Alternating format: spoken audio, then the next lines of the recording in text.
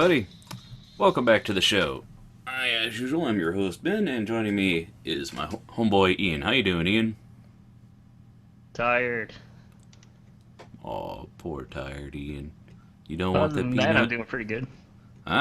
Well, seeing as how this is Memorial Day weekend, technically it's the Monday that's Memorial Day, and it's like I always think it's like, oh yeah, it's tacked on to a weekend. Don't pretend like you added those 2 days. It's the holiday just gets the Monday. It's like the weekend was gonna be there. You know, it's like I mean, if you could just like drop Memorial Day in the middle of the week and have like 2 extra days, that'd be I'm all in favor of that. But Yeah. as is, it's like don't try. It's like, oh yeah, you get to leave early on the day you were gonna leave early anyway. It's a half day. Shut up. It's yeah. People trying to be cheap. What do you think about holidays on weekends, Ian? Uh, well, I know, like, with Easter, you get jib because, It's Easter it's already Sunday. Sunday. Yeah, I don't know. I mean, Easter's always a weird holiday anyway. I mean, you get the eggs and there's a bunny, and it's like, oh hey, the savior of this religion died. Everyone's happy and wearing pastel colors. I don't know. It's Yeah. like girls get a new dress and boys have to wear that suit that's always uncomfortable. And like, can I go home and change out of this? Shut up. We gotta take pictures for grandma. And, of course, we got to have that brown Cadbury bunny. Cadbury bunny, and then you get you always get the Easter Sunday service. Easter and Christmas are like the two religious holidays where it's like, well, we got to go to church for this one. This is the only time of the year we actually go, kids. So come on. I don't know. Yeah. I guess it's better than midnight mass for Christmas, which is just weird. It's like, okay, we're gonna celebrate Jesus' birthday. We gotta get up at midnight and go to church. It's like, who came up with this idea? I mean, Yeah. it's like being in Latin. I don't know. Of course, I'm complaining about that as a non-Catholic and complaining about something that was practiced in we're complaining about stuff now. It's like stuff in our generation, stuff we've grown up with. It's like it's nothing, compared to what people had to put up with before in history. So Yeah. Well, everything's fine. my yeah. Well, it's just my problem is like with going to church and stuff like for the holidays and stuff. It's like, well, it's sort of like you just do it just to do it. It's like, really deep down, the people that go to church really don't believe in it because they don't go on a regular basis. And Well, I mean, that's the whole thing with tentpole holidays. So it's like, well, we gotta go do lip service. The people that don't believe, they're like, well, I gotta go in. Otherwise, when I get to the pearly gates, St. Peter's going, well, you didn't show up on this Sunday. I mean, not ignoring the entire year of Sundays that you haven't attended. So, yeah. And then what also irritates me is just people that just start getting religious like when they're really old when it's about their time. And it's time to like, pay the piper. It's like, well, better guarantee you my condo in heaven. I don't know. yeah, My mom's interesting in that she keeps going to church, but like, she didn't like going, like the physical act of going. It's like I don't really know the people in the area, and I don't really want to, we always felt like the new people at our church. Like we went there for a year, and it's like they're still kind of treating us like we're new. It's like we're not, trying it out. We've kind of been here for a while, so we kind of just quit going. But like she had this thing where she said she saw this dream where she felt like she was being disobedient by not going, and every time she goes, I'm like, have fun. She's like, hey. So I don't really want to go, but it's like I feel like I need to. It's like I don't know, man. Like, is that like when you see the guy upstairs? Is he gonna be like, well, you didn't go to this building with a bunch of people you didn't want to be around and sing songs? It's like that's the same. It's the same thing. It's like, well, if you don't really want to be there, I don't think you need to. At least I don't think you should. But I'm sure, if you ever say, well, you don't need to do this, there's going to be somebody who goes, you need to do this exactly as it's done this way. Because there's always somebody with their shorts up too high. Am I right? yeah. So, I, I mean, I do have to admit though, it is good to have churches in some kind of form because I mean nice that they're all supposed to be a shelter, even though like it seems like they're closed all the time, and it they're like a charity, most of them, I guess. Well, So they're supposed to they can be, do good but things. I mean, the thing is, they're tax exempt and everything, and they're supposed to be, good community stuff. But it's like, Yeah, yeah, I don't know. Just like with anything, it's like, yeah, they don't have to pay taxes, and they're supposed to be doing good work. As to whether or not they are, I don't know. A lot of services are like that, I don't know. I mean, now that we've bashed everybody's religion, welcome to the show. And we weren't talking about your religion. We were talking about Joe Blow on the street down the road. No, but as yeah, long as we're talking about the holidays, it's Memorial Day. It's a time when we remember, the men and women who have served, given their lives, and all those things for the country. A very noble cause. That's why I always feel a little weird whenever someone says Happy Memorial Day. It's like it's not really supposed to be a happy holiday. It's supposed to be like a thank you. right. It's like I mean, I don't know. I mean, I care a lot about veterans and the people, the families of the people that didn't make it back and all, a lot of that stuff. It's kind of a personal thing. It's like, I don't know. I have family members that decorate graves. I don't really go to graveyards myself because it just feels kind of weird. I don't know. Yeah. Well, my opinion is is that it seems like veterans probably don't get treated as well as that they should when they come home. And I mean, sure, they, like people will put on a face and like give them a parade or whatever. But other than that, after that, it seems like that they People, don't get a lot of benefits. Well, people like to, use them as a prop or for their own means. It's like, just like, any other charitable organization, there's always been the guy who, like, gets the photo op washing the dishes in the soup kitchen, and then as soon as the camera's off, he leaves, Yeah. So, I don't know. It's, yeah. So, yeah, I don't know. It's interesting, though, now that we're at this point, like, Memorial Day, and, we've, like, the whole war situation that, like, there are kids growing up that, like, we've always been at war with terrorists, and, we've got the situation, like, what is our status now? Because it seems every time I turn on the news, there's a new country like, we might be going to war with this one, and oh, there's an uprising, we might have to be involved. It's like I don't know. Well, I don't know. I mean, I don't want to. Again, I'd like to say with the disclaimer, all the opinions expressed here are of Ben's and not mine. um, no, I was gonna say it just seems like, to me, it seems like a lot of the war on things seems to be more of a joke, except like the main wars like World War and the World Wars and like the Vietnam War and stuff. I don't know. Well, like the war on drugs and stuff and war on terrorism. It seems like that they say it's a war, but it's technically not going to end. That's all slogan stuff. I mean, like the whole war on terrorism. It's like we've had the situation with Iraq. Iraqi Freedom, I believe it was called Operation Iraqi Freedom, and then we had the war in Afghanistan, but I'm talking about, like, every time you turn, there's like, oh, we might have to have military involvement in this area, because really, you had World War I and II, and then, you had the Korean conflict, I think is what they were calling it, it's still the Korean War, because it lasted years and people died, so I'm going to call it a war. In Vietnam, they tried to make that a conflict, too, and it's like, it's like, have we had an official war? It's like, no, we don't really have we have official enemies, but it's like, they could be, sleeper cells, they could be, anybody here or there, and it's not quite like the Cold War, which is just like the Reds, the commies, and it's like, they might be your neighbor, and it's like, oh, this comic book is promoting bad morals, let's write up the McCarthy era and all that, that fun mess. Do you think it's almost like it seems like it's getting to be like the Salem witch trials or something? I wouldn't say that. I think more so during the Bush administration, it was a lot of fear about, like, oh, you're not a real patriot if. Now it's like, I think that's toned down a little bit, but, the other side is still trying to swing that, like, oh, you're not a real American if you don't vote Republican. It's like, that's not going to win you votes now. It's been a while. I don't know. Right.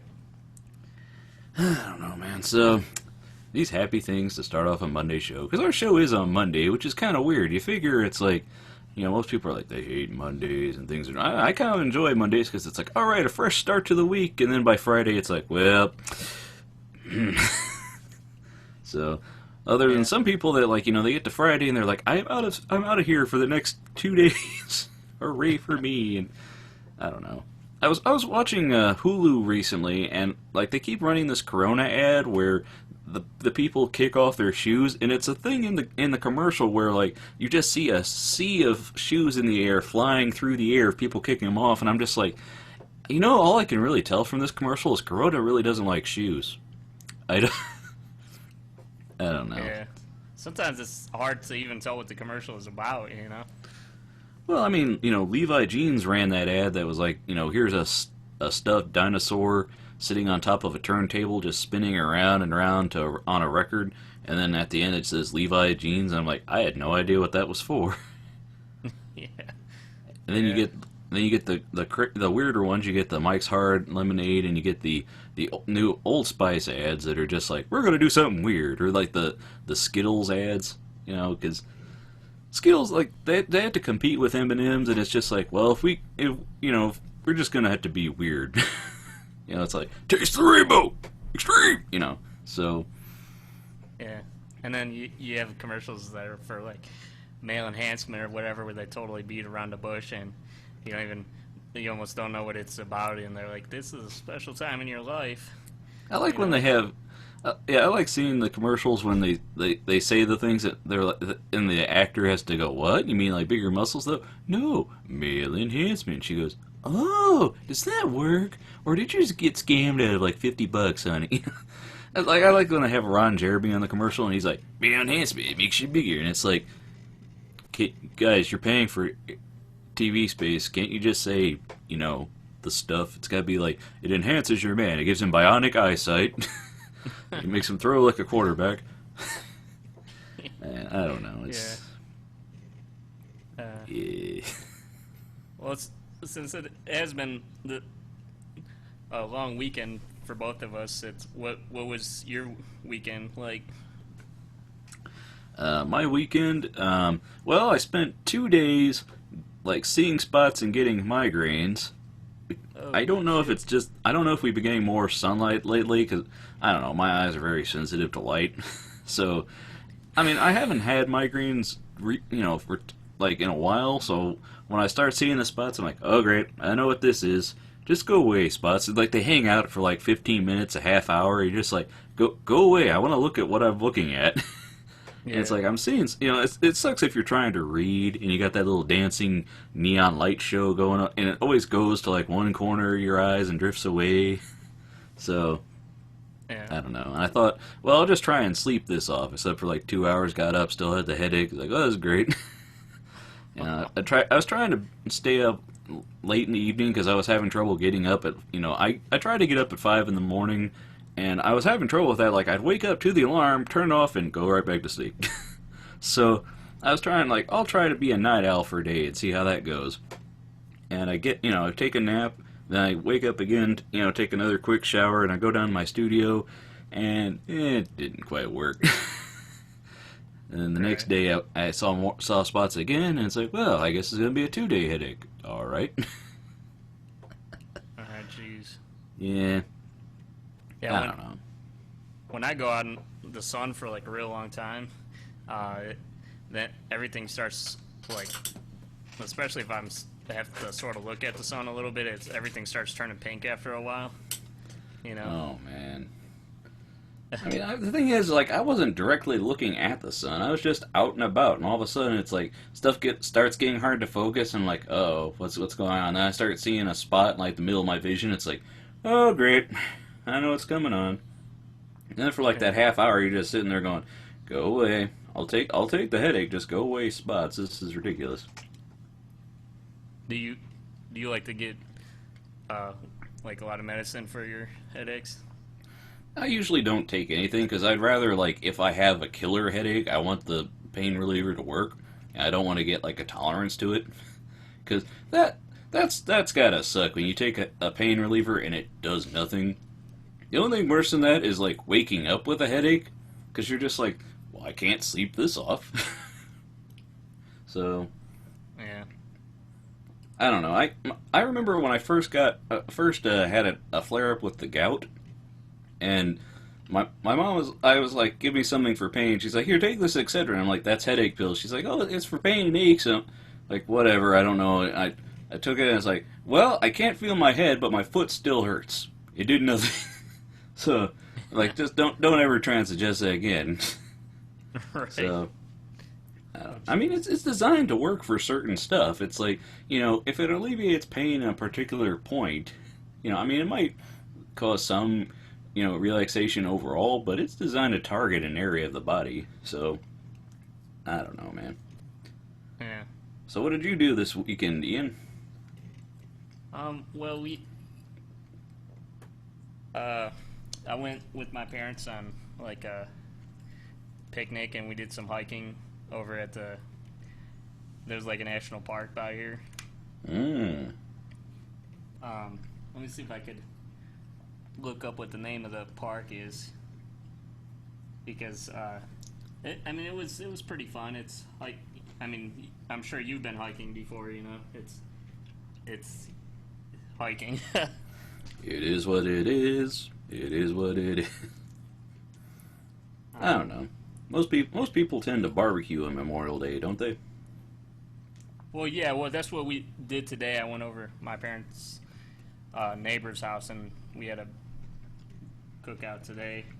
But yesterday we went hiking.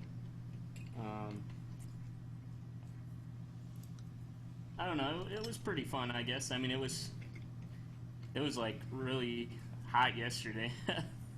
Yeah. Well, it's going to be the warm weather now. After a couple of weeks of, oh hey, it's going to be sunny and warm out today, and all of a sudden it's rainy and 30 degrees. Now it's like in the 70s right now. So Right. it's nice. I mean, you get some storms here and there. Oh yeah.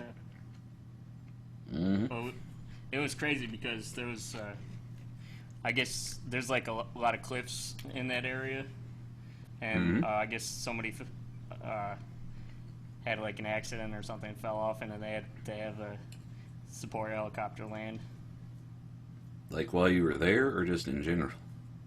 Well, when we were there, yeah, I took some pictures of the helicopter. See, we have helicopters flying around here, but they're just looking for people growing weed. So, Yeah. my dad was trying to show one. He was like, "Oh, see that? They're either looking for an escape prisoner, or they're looking for people growing weed. Oh, see, they're coming over here. They're looking for somebody growing weed." And then he's like, "See, they're going to turn around. Oh no, they're going that way. A prisoner must have escaped." I'm like, right, Dad. Whatever. Yeah. I like when he tries to narrate what's going on, like he knows what's going on, and he has no idea.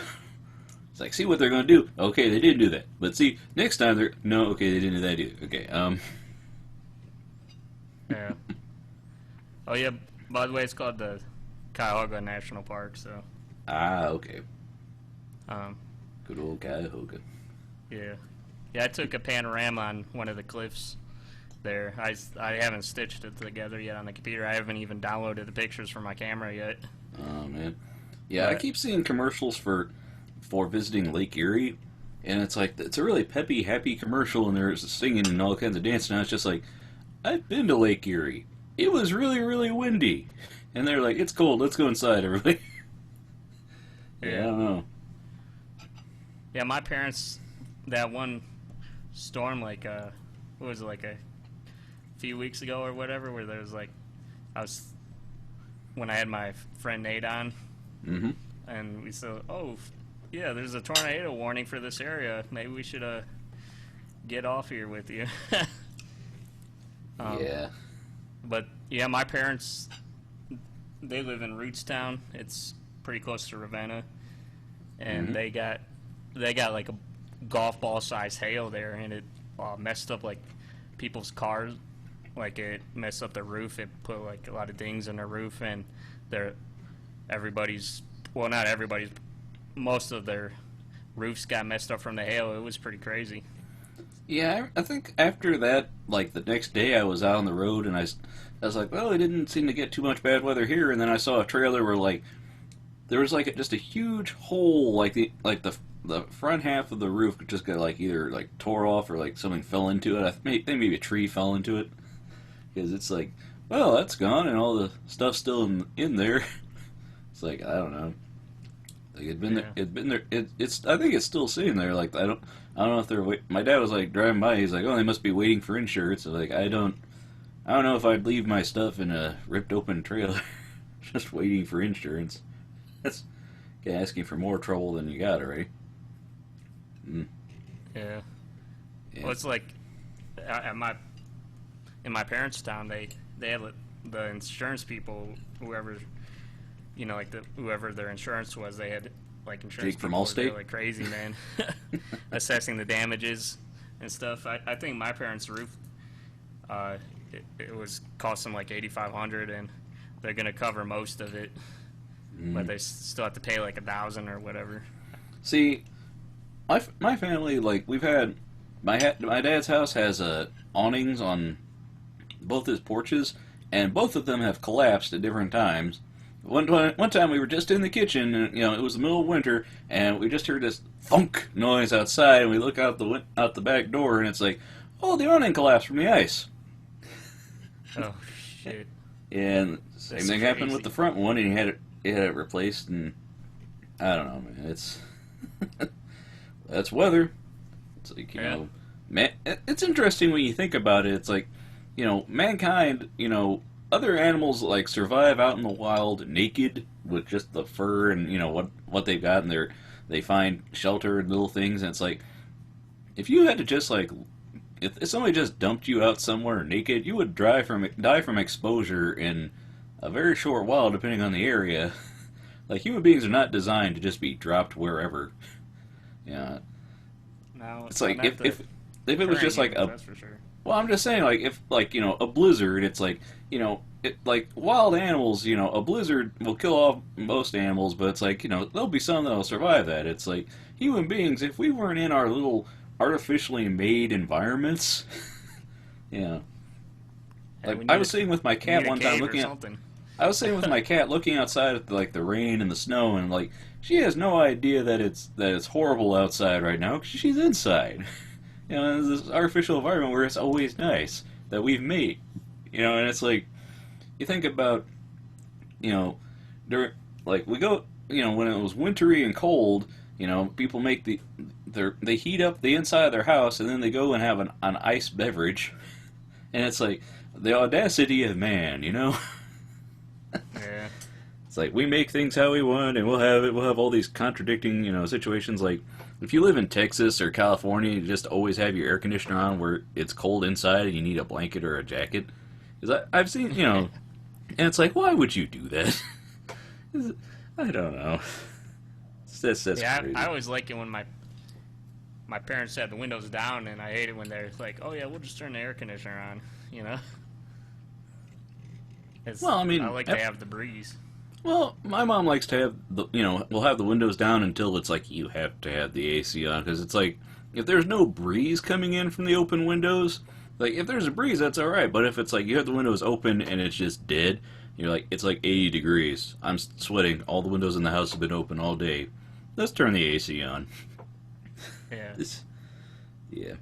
I have to admit, though, despite people having AC on, even in, like, places like,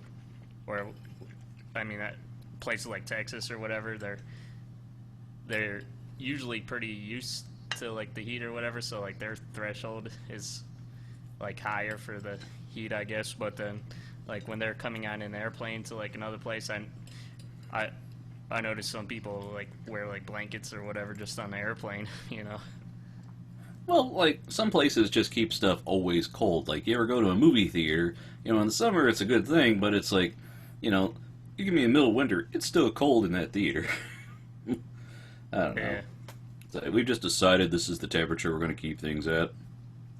So, I mean, have you ever taken a across the country flight, and like it's one temperature in one place, and you get out, and they don't change the temperature over the flight. They just open the door, and all of a sudden it's like, oh, I'm wearing a coat, but it's like 80 degrees now. I don't know how I feel about this. Yeah. Or like if you're going from city to city or whatever, if you have to make like 2 or 3 stops for a really long flight. You won't even be exposed to the environment at all. You're just in the airport, you know. You're in the terminal just looking out the windows going, wow, desert. That's like, might as well just be a picture because I don't see it. Yeah, exactly. It's like an aquarium and the fish are just like, this is not what I grew up in. Yeah. Oh, jeez. So, yeah, I don't know. So, what projects have you been working on, Ian? I've actually got a thing now that I just remembered it. I'm gonna tie back to a conversation we had during the Kyle episode, but you can tell me what you've been up to first, because we've talked about our weekends. What are your plans for the week coming ahead? Oh, well, like I said, I took a panorama yesterday on the cliffs at the Cuyahoga National Park, and then today I spent like an hour and a half doing a panorama in a giant it's like a wheat field or whatever by my parents' house, because there's like a lot of flat land around there, you know. So yeah, I'm a little bit sunburned between both days, you know. Oh, have you put on any sunscreen? Nope, just Because that's what straight happens. natural. That's what happens. Like the first couple of warm days, and you're not used to being outside. You're like, oh, I'm just out for a little bit, and it's always kind of cloudy. And then it's like, once the sun is actually out, it's like, oh, I went out for like 2 hours, and my skin is red now, and oh, it's peeling. Oh. Yeah, I hate that when like you get your back sunburned and then you're peeling those long strips of skin. I don't know. I don't usually have that problem because I'm always wearing a shirt. I always have the problem with like you get the crease of it, like along your collar line, or like along your ear, or like the top of your scalp. The places you don't think about because you're just like, oh yeah, this part is just bare and exposed all day, regardless of where I'm standing. So Yeah. I don't know. I mean, the worst is always like like when it gets that ooziness for a little bit before it starts to peel. It's like, oh, that's greasy, not right. That's like Yeah, that's. it's. Well, I've had like really bad sunburn one summer where on my shoulders where it was so bad it like bubbled up and blistered a little bit, and then it was like pussy a little bit. It was like really gross, man. Yeah, I tend to get that on like my forehead, my nose. When I went to Jamaica for my brother's wedding, I was on the beach for a while. I was like, oh, this is really nice, and I put sunscreen on, but apparently not enough. So my legs were this nice sunburn. Had my forehead and my nose were kind of red, but it's like my legs really. I had trouble walking for a little bit. It's like, oh, this is great. I take one day to enjoy the nice warm weather, and then I'm paying for it for like 2 weeks afterwards. Yeah, Oh, I'm not really knowledgeable either on like the different sunscreens and the UVA or UVB protections and stuff. just use something high and thick and coat yourself in it. That's why I just go for the max, because get stuff that's meant for like to cover babies, but not like beginners first sunscreen. It's like, no, I'm going to be out. I don't want to get charbroiled out here. So Yeah, make sure to pay some decent money. Don't skimp out on the sunscreen like that comes off like if you're going swimming or whatever. or like you tend to sweat too much, so it's like, oh, there you can tell where you got sweaty because that's all gone now. It's like, I don't know. Yeah. So I'll be working on the panoramas a little bit, but actually mostly this week I've been working on stuff for the show. Actually, I've been working on like trivia and stuff, and I've been trying to go through and getting a bunch of thumbnails for each of the pictures, because we talked about having thumbnails for each episode, and I started from the I believe latest it's called. episode. I believe in WordPress it's called featured image. So Right. Well, I started at the recent episode, and then I'm all the way back to what's the episode number for About Audio? It's season 2, episode 47. So yeah, it's been pretty hard actually. It's harder than you think, even with like Google Images, because it's hard to find a picture that's interesting and it's a decent resolution. Yeah, and you don't want to like use something that like you mention it for like a passing, and the whole episode's about something else. It's like clickbaity. Yeah. I hate clickbait, man. It's like if I have seen I like AOL's web, I've got an AOL email account. I check it every so often, but their homepage is like literally nothing but link bait. You know, you won't believe what happened, or everyone is either you won't believe what happened, or so and so what happened next amazed everybody, or it's like, wow, is that all you have? I don't. There's no value to this page now. Yeah. So The only the only episodes I think we might as well just like not have images as for is because since they were sort of like really miscellaneous is like like the first season or whatever. yeah, it's Ben and Friends, the show. Yeah. It's like, So who's on this week? Who wants to come on? Who wants to talk to me? Come on, tell me a story. So, yeah. yeah, I myself, for what I've been up to, I've been working on. I talked to Ian about a little while ago about how I was working on an ID for my studio, where I was, something I was going to run before my animations and whatnot when I start putting them on videos and uploading them.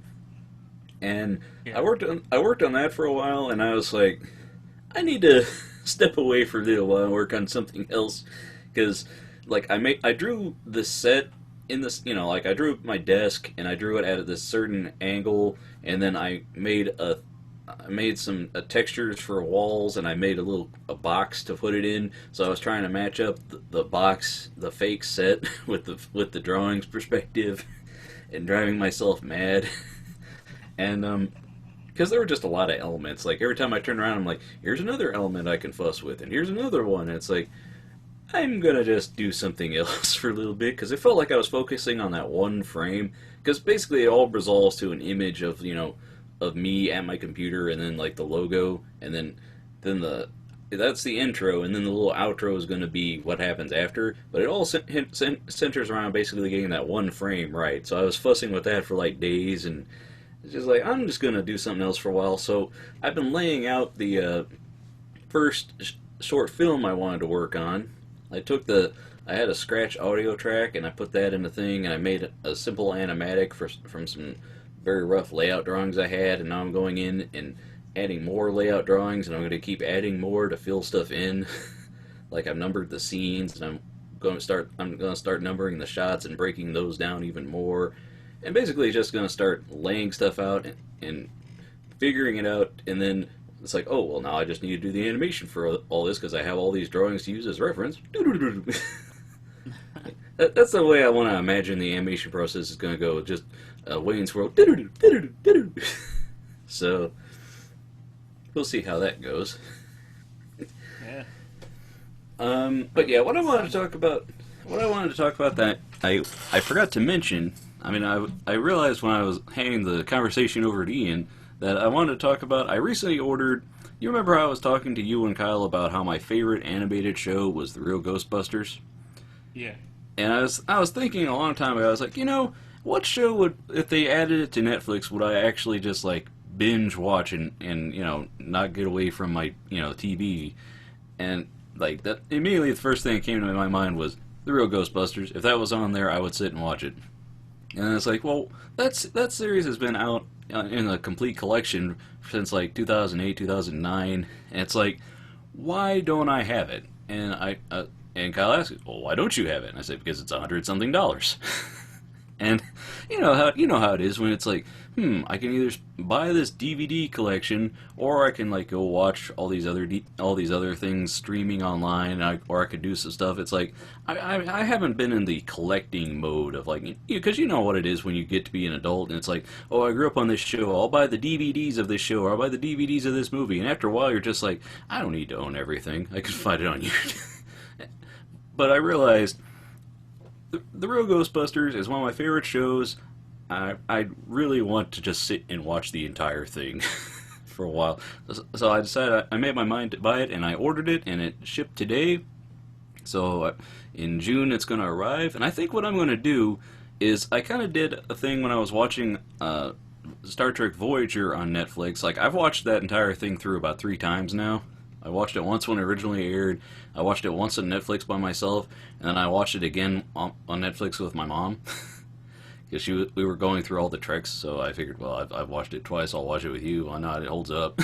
So, Right. and what I'm going to do is I've got an audio boo, which is, you know, it's podcasting basically, but it's like, the free version is, I believe, 7-minute limit. You can pay to use to upload longer files. They might have changed the things by now. It's been a while since I looked into it, but you can just record from your phone. And I think I'm going to do like, spend a night watching episodes and then do okay, so here's what I thought of, and I'm trying to decide. I don't think I want to do it episode by episode because there's like 140. Yeah, it's like, no, that's not going to work. So, like, okay, there's about, 7 seasons? It might work. I'm like, maybe I should do it by discs, but then I was thinking, there's 25 discs. Like, and plus, it's like, if I do that, do I want to do, like, a whole, like, everything on the disc? Do I want to do, like, every episode, and then every commentary, and every featurette? Because there's a lot of material. I think it's like 12 hours of material. I'm not sure. So I don't know. Well, that'll be pretty cool. The problem I have with doing binge watching of stuff is that after a while I'll be like, oh man, I could be really working on this right now, Yeah, that's what I've been dealing with lately. Is like I can't give myself the time to just spend watching a show. Like, I only did that a while ago when they put next season of Archer on Netflix. It's like, well, I'm behind like 2 seasons anyway, so I'll catch up on this one season that they have here because why not? So Yeah. so yeah, it's like, I mean, that's going to be in June. So I'm going to get some layouts done on the first short. I'm going to try doing what I did, getting back to actual work now. Rather than the fun goings-on of Ben's entertainment. When I'm laying out one of the films now, I think what I'm going to do is I'm going to lay this one out, and then I'm going to go and lay out the next one to get my mind off of this one. Because, get my mind off of it, because it's like you spend all that time doing all this stuff. It's like, I want to get away from that for a while, lay out the next one, then go back to that one and start animating.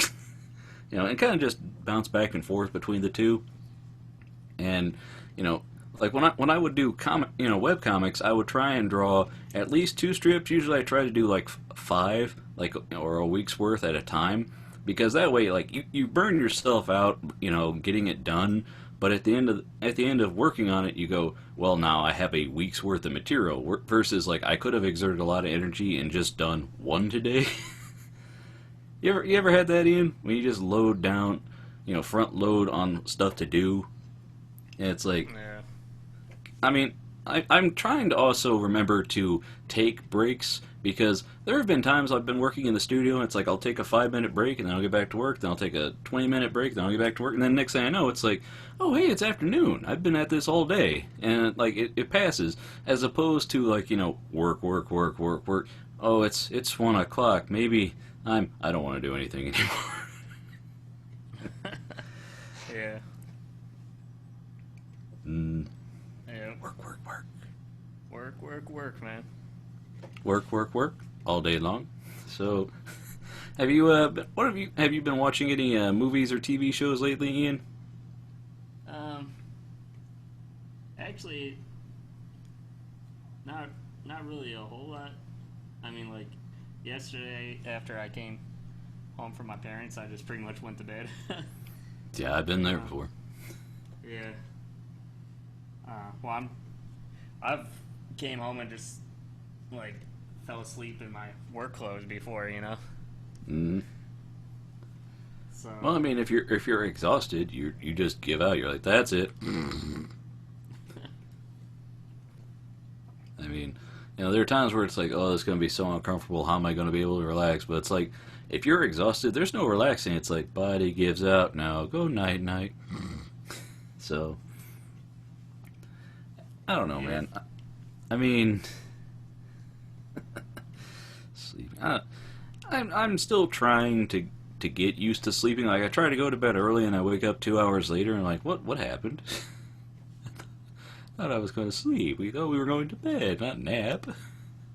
So, I don't know. Yeah, this weekend I watched a documentary on YouTube from PBS. of Charles Schultz. You remember the creator of Peanuts? Oh yeah.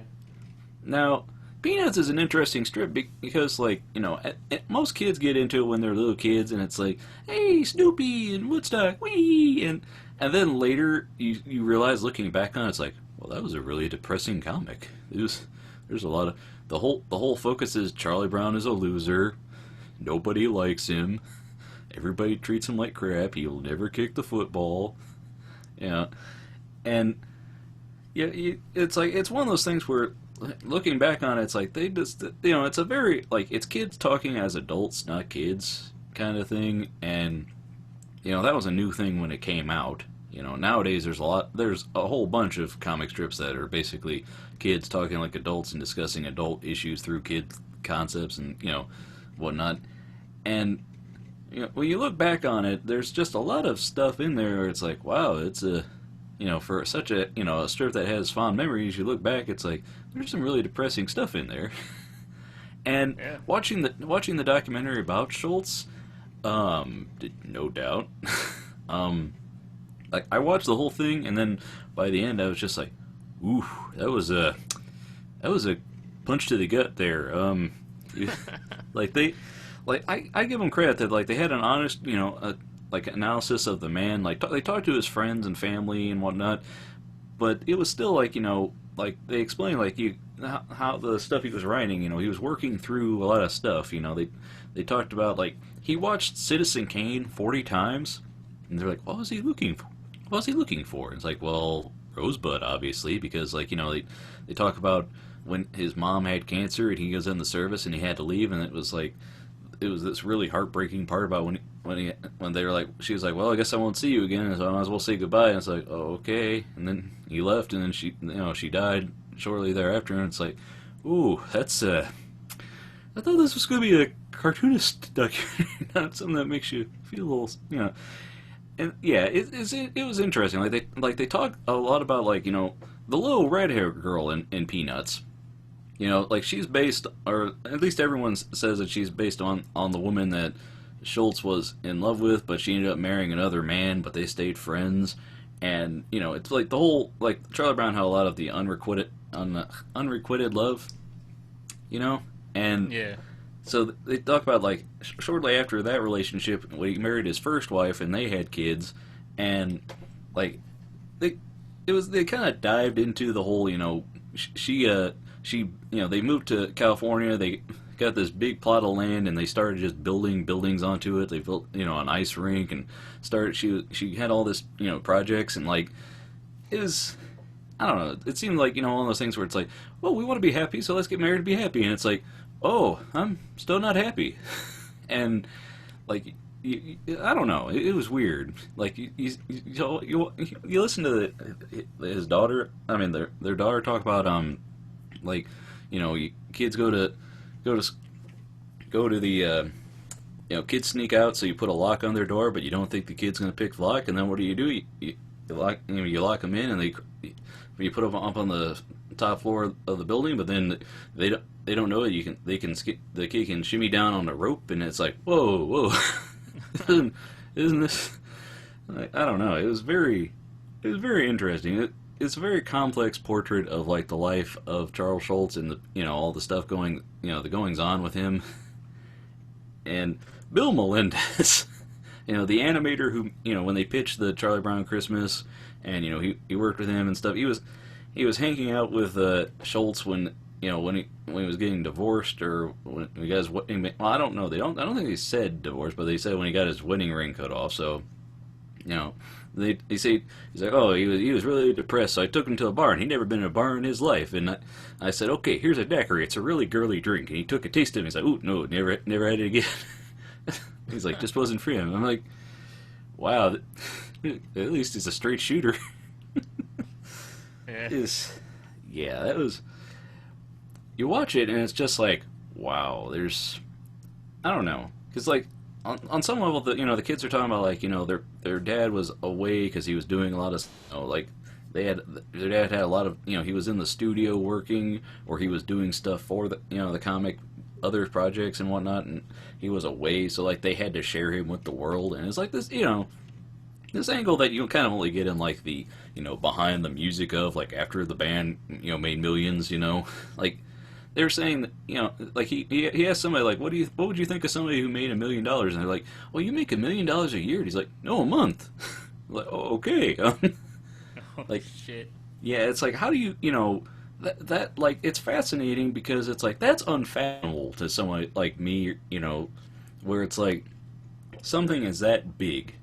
Like, there are people that have comic strips, and they're popular products and popular IPs out there and everything, intellectual property. There's stuff like that, but it's like this was a huge, huge thing, and I don't know. I don't know. What are your thoughts on Peanuts, Ian? I really don't have any because I never really saw it. You never really saw Peanuts? No, Not at all, Ian? no, not at all, man. Oh. So you just didn't have a childhood then, okay. I'm sorry. Hey, I guess not. I mean, I had Ghostbusters and stuff, Ninja Turtles, but Well, pretty much that's more the later years. Like Peanuts really, like, there's two kinds of Peanuts fandom, I think. There's like when you're really, really like 6 and under, like those kids are like ravenous, like, oh yeah, Snoopy, wee, and then there's like the teenagers and the 20-somethings and people who either grew up on it or who like look at it like I did when I was a real kid, little kid, and I just bought all the book collections and everything. And then as I became a cartoonist and wanted to read and focus on it, and I started rereading stuff over and over, it's like analyzing all the time. It's like there's some really harsh, I don't know, life truths in some of it. I mean, the comic strip is basically, a lot of people look at it as it's like haiku. It's like poetry. It's like you strip the essence of an idea down until the least number of letters, the least objects, and it's like you simplify, instead of all these lines, it's like just real simple lines. And like, you look at Charlie Brown's head, and he used to be very detailed and have all these lush backgrounds, and now it's like, there's a couple scratches for some grass, the one tree that ate his kite, Yeah.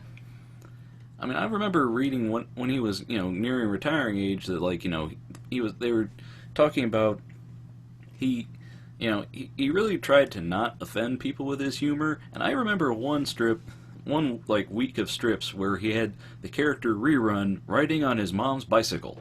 So his mom was riding the bike, and he was like in the basket, and it would like tip over, and that was like the joke of the strip that day. And I'm just sitting there like, wow, I mean, the requirements of being a newspaper cartoonist, where like, if you're in as many papers as his comic was, like, you can't really do pun humor because it doesn't translate so well. And there's all kinds of, like, you can't, if you're international like he was, you don't want to do too much American based humor. And Peanuts is a very timeless strip. It's like it's an entity of its own. But Oh yeah. but it also had its heyday. Like, I mean, don't get me wrong, I read Peanuts, I read the old ones reading back. Like, I got into Peanuts when I was a kid, and then I got the old collections from the 50s and before, and it had its real heyday around the 60s to 70s, and then it reached its point. I mean, he introduced a character that was the younger child of two of the other characters, and his name was Rerun. I mean, I don't know if it was intentional, but I mean, he's basically a younger version of the one character. And I'd read when the Schroeder character was originally a baby that played piano, but they quickly aged him to be as old as Charlie Brown, and I guess at that point they realized they didn't have a little baby character or like a really young kid to play off the young angle, so he decided to introduce Rerun, who was basically a smaller version of Linus. I mean, I'm not trying to be critical of the character or anything, but that's pretty much what he was. I mean, I don't know. I mean, I've read Beale Bailey when they introduced Gizmo from Popular Vote, so I'm not going to critique anybody, in creative individuals thing. It's just, I don't know. Peanuts is an interesting strip. I think it was 45, 48 years, something like that. So, Yeah. and it's never Well- going to leave newspapers. It's now a zombie strip, which is kind of creepy a little bit. It's a little bit, sounds like. Yeah, actually, my parents, they told me that when I was a kid, I watched like the Ghostbuster movies like multiple times a week, actually. Yeah, I probably did too. Like, I mean, that stuff was on all the time too, because it was just, it's like, maybe in the 80s and early 90s, there was a lot more of the stuff we watched. And as we got older, like, I guess we phased out of it. And it's like, I mean, I'm sure there's still places that just air programming for kids, but it's like, I'm so out of tune with what the young kids are watching. I Yeah. mean, but granted though, we've talked about before that like the Saturday morning cartoon is not really a thing anymore because of Yep. legislation that so much material aimed at children has to be mandated educational, and you can't make the commercials and market to the kids because it's like baby boomers in the from kids from the 50s to 60s, they were the first generation really raised on TV, and then their kids who were us were suddenly like super, here's a whole bunch of marketing, here's a whole line of characters that all have toys, and then we're going to kill all them off and so that the second line of them can be toys and action figures that you can all have to buy. Yeah. I mean, the cartoon's basically a commercial for the toy.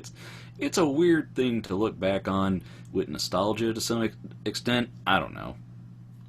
I just look at it as like there was more stuff being made, like there were more cartoons then than there are now.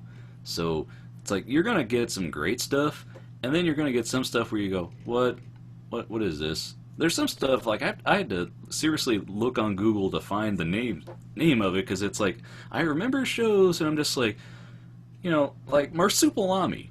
I remember the character was like a leopard with the bulbous nose, and he had this huge long tail that had a mind of its own, but I could not remember the name of it. And I couldn't remember anything about the show because it was always used. They always used the character in bumpers for other shows. Yeah. And then there was Bonkers, that was basically Roger Rabbit, but it was all drawn. So I don't know, but I mean, you get excesses of that, and then you get like, He-Man, Ghostbusters, GI Joe, and all the variants. Like the mainstream stuff. Yeah. Well, I mean, there were so many spin-off shows and derivatives of things too. Like, like there was Silver Hawks. It's like Yeah, I remember that. I had the toys. I always liked the toys because they were like chrome and like like looked like Christmas balls and stuff. Yeah, I don't know. I was never an action figure kid, so it's like, I mean, I watched the Teenage Mutant Ninja Turtles because you had to. I mean, it was like I knew kids that were making their own paper toys of the turtle stuff before there was merchandise to buy. So, yeah, it's like it was there. It was a big thing. I don't know, but like I wasn't really the action figure kid. Like I didn't buy a lot of action figure toys. I was more interested in like watching the show and going, imagine what could be in there, and drawing my own random crap. Yeah, actually, I'm sort of surprised in that. I mean, myself, I was more into like action figures and playing outside more than watching stuff. But with you, I'd figured you'd like action figures also because action figures sort of is like supposed to bring out creativity a little bit in students. Like envisioning different worlds and using your imagination and stuff. Well, like I was saying with the turtles thing. People were making their own little turtle toys out of paper, and then like I started like drawing on paper and folding stuff up and making my own little toys because. I mean, I don't know if it was because I don't think my parents were cheap. I do remember having toys, like I had the Darkwing Duck, that airplane thing he had. It was a huge chunk of plastic. I don't know where it is now. I think it's probably at my dad's. Like, when my parents got split up, we left a lot of my childhood stuff, like, in our room, and then like I go back now and there's like it's kind of creepy to see like your childhood room with stuff in the closet and it's like still there from when you were like preteen. It's like, wow, this is another lifetime ago.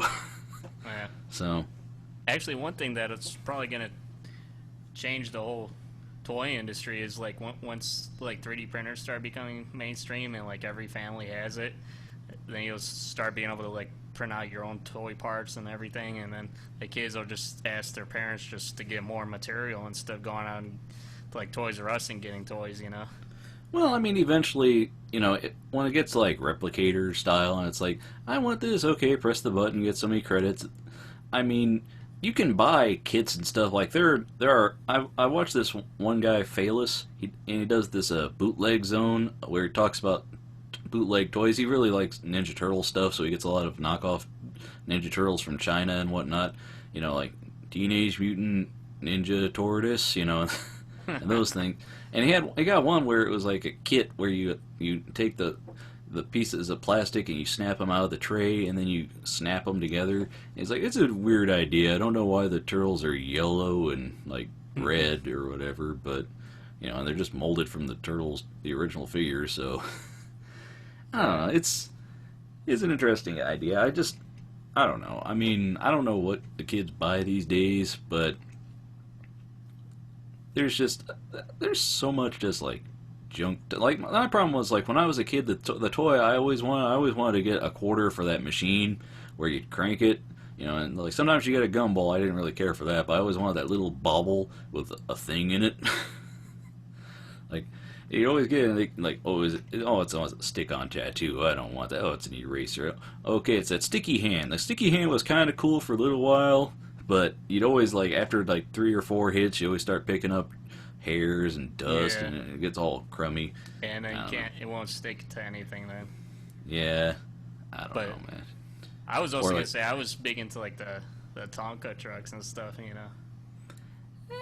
I don't know. I when I was that age, like my mom would bring us to like either like our relatives, like our cousins' places, or like one of her friends while they sat and smoked and drank coffee, and like we'd play in the other room. But like the ones I remember like visiting that had those, they were like kids that like every time we'd hang out, they'd find some excuse to bonk me on the head. I was like, Mom, I don't want to go there anymore. Every time I go there, they hit my head. I don't. That's not a good thing. So I don't know. It's just. Yeah, I don't. I mean, then again, thinking about it, also like everything that is popular 20 years later becomes popular again for nostalgia for the people that grew up on it and miss it. And I don't know. That doesn't bode well because I remember there was some crap. There was just a lot of crap on TV. Then I remember I used to watch more TV when I was younger. I do remember that because there was just more on it, and before we moved to basic cable. Yeah. So, Well, we've had the discussion before though about toys is the fact that toys really have gotten cheaper since as time has went on because it's like they're more manufactured and like the manufacturers are cutting corners as much more and more. Whereas back shipping in the day, stuff it was- overseas. Well, Yeah. I mean, you think about the original GI Joe. He was like what, like a foot tall, and then the GI Joe we grew up with fit in your hand, and now it's like I don't know what size they are, but Yeah. it's weird. Back in the day, it was everything was like indestructible, and it was more things were built by hand, and like even toys that were made out of metal and stuff, like from the 50s and 60s and stuff. Yeah, can you imagine toys made out of sharp sheet metal? Which you look at a lot of them, and it's like, yeah, this is a great thing to have around a kid, a big hunk of sheet metal where they can slice their hand open. But I was with my mom the other day, and we were looking for like camping equipment, and we went through the toy aisle, and I saw a bunch of Minecraft figures, and I'm like, that's kind of weird, isn't it? That it's like you have this video game of basically Lego characters, and then now here's action figures of the characters from this weird sandbox game. And Yeah. I don't know. It's just we're like, okay, there's the default Steve Minecraft guy, but it's like, who plays as Steve? Like, isn't the thing in the game like everyone wants to customize their skin to look like them and customize their mod pack? And Yeah. I don't know. Then you had the creeper helmets. That's certainly a nice house you have there. Be a shame if something were to happen to it. Psst. The creeper. Yeah. Minecraft is one of those games, man. It's like, I don't know. It's a game where it's like, it's more of like a foundation for games, and like you can do stuff with it. So like you can add mods and make something into that game, because like every so often you just get tired of playing it, and then I might play another game for a little while, and then I see a video of somebody going, "Hey, did you see this thing somebody modded in?" It's like, "Oh, I gotta play that now." So Yeah. I don't know, man. I'm trying to figure out I'd like to do a Let's Play series of me playing Minecraft, like on my weekends or whatever. But I've been trying to figure out if I want to roll my own pack of mods, or if I want to use like Yogscast Complete, which is basically the guys, the Let's Players from the Yogscast. They're people who manage their server and their mod pack, took all the mods that they've used and put them into one pack. So it's like 240 mods, and it's insane. Yeah. And like, I was watching a video from Ridge Dog, who he connects to the server, and he's like, I hate using the texture pack because it takes. He's like, I click the thing, and it's like, now I'm gonna go like make a sandwich or something while this loads. And he's like, I come back, he's like, come on. He's like, okay, it took 3 minutes for that texture pack to load. That's ridiculous. All this, I don't know, man. Yeah. It's crazy, Well- crazy. Well, do you want me to start on the news, man? Sure, we've only been talking for an hour. We should probably dive into the week's Yeah. headlines. Actually, I got. This will sort of be an experiment because I got some. I decided to go through and start trying to do some music for the trivia and the news. So it's all free. I could give you the links for the sites and stuff if you want.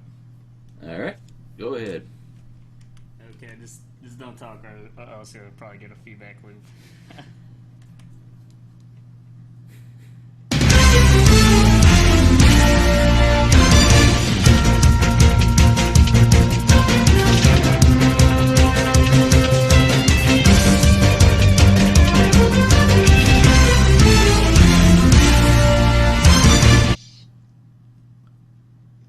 News with Ian. Yeah. Okay, the first Oop. article we have here today. Well, who provided that awesome little loop? I'll provide It's a called link. Sound Effects Now or something like that. Sound effects now. Yeah. All right. And then the other clips I have is from Sound Dogs. Okay. We'll be sure to include those links in the all this stuff later in the blog post. Yeah. And then, like I said, I have things for like sound effects for like the right answers or wrong answers or whatever, so we can make it more official when we have more people on and we do the trivia, you know. All right. So bring us the news, Ian. Yeah. Well, for those of you who don't listen to the show, or those of you that do listen to the show, they probably don't know that we went on Doug's Crushcast show. It's called, right? The Crushcast, yes. Yeah. And we've already talked about this, but I decided to include it on one of the links. It's AT&T to acquire DirecTV for $48.5 billion. With a B. Yeah, with a B, billion. Billion. Yeah. Yeah. AT&T Inc. on Sunday agreed to buy satellite TV provider DirecTV for $48.5 billion or $95 per share. A deal both companies described as transformational as they seek to take on cable companies and online video providers delivering content to multiple screens on living room TVs, PCs, tablets, and mobile phones. So, yeah. Now it's AT&T, and then they'll probably eventually buy Dish too, probably. Who knows? I mean, it's basically DirecTV. Their main competitors are, Time Warner and Comcast. So it's like if the whole AT&T thing. I don't know anything about Uverse other than I'd see commercials like, oh, you can only watch 2 shows at once. It's like, how many shows can I watch at once? How many can I record at once? How do I need recorded? I don't know. I mean, if it helps, if the two companies like it, I guess it's a more matter of, who's providing, like the whole Time Warner and Comcast situation. People are like, oh, these two have the worst, customer service reps now they're teaming together to lower the standard of quality altogether. It's like I don't know. I don't know if they will. I just don't. I'm a little concerned when I see all these companies kind of owning each other, and eventually they're Yeah. going to get bought out by someone else. And it's like, just like, I mean, I'm fine with, like, when Disney bought Marvel, but what's to keep, like, eventually everything's going to be a subsidiary of Disney Co. you know. Well, yeah, that's the thing is how far does it have to go before it's technically illegal? Because I mean, monopolies I believe are illegal. Yeah, If the thing there's is that, technically no competition. well, that's the thing is, like, the what is the competition and what companies can merge has changed, in fairly recent years. I want to say it was when they laxed it so that, like, Time Warner could do the phone thing and internet and TV. Like, they could, when that whole thing started, then everybody started bundling. Now it's like, oh, you can be a cable provider and also do phone, and now it's like, okay. So if, like, it's basically now all your services are kind of like the Walmart of the town. It's like you have one company that you send your checks to. It's like, well, where are all the other companies going to compete with that? Right. They're not buying out, like, other, things, but it's like you're lowering the options of the people in the area. I don't know. It's interesting. Yeah. Hell, it is definitely. But Mm, I don't even know what I'm gonna do because I mean, the Time Warner merger hasn't technically started yet. mhm. So I'm still up in the air with that.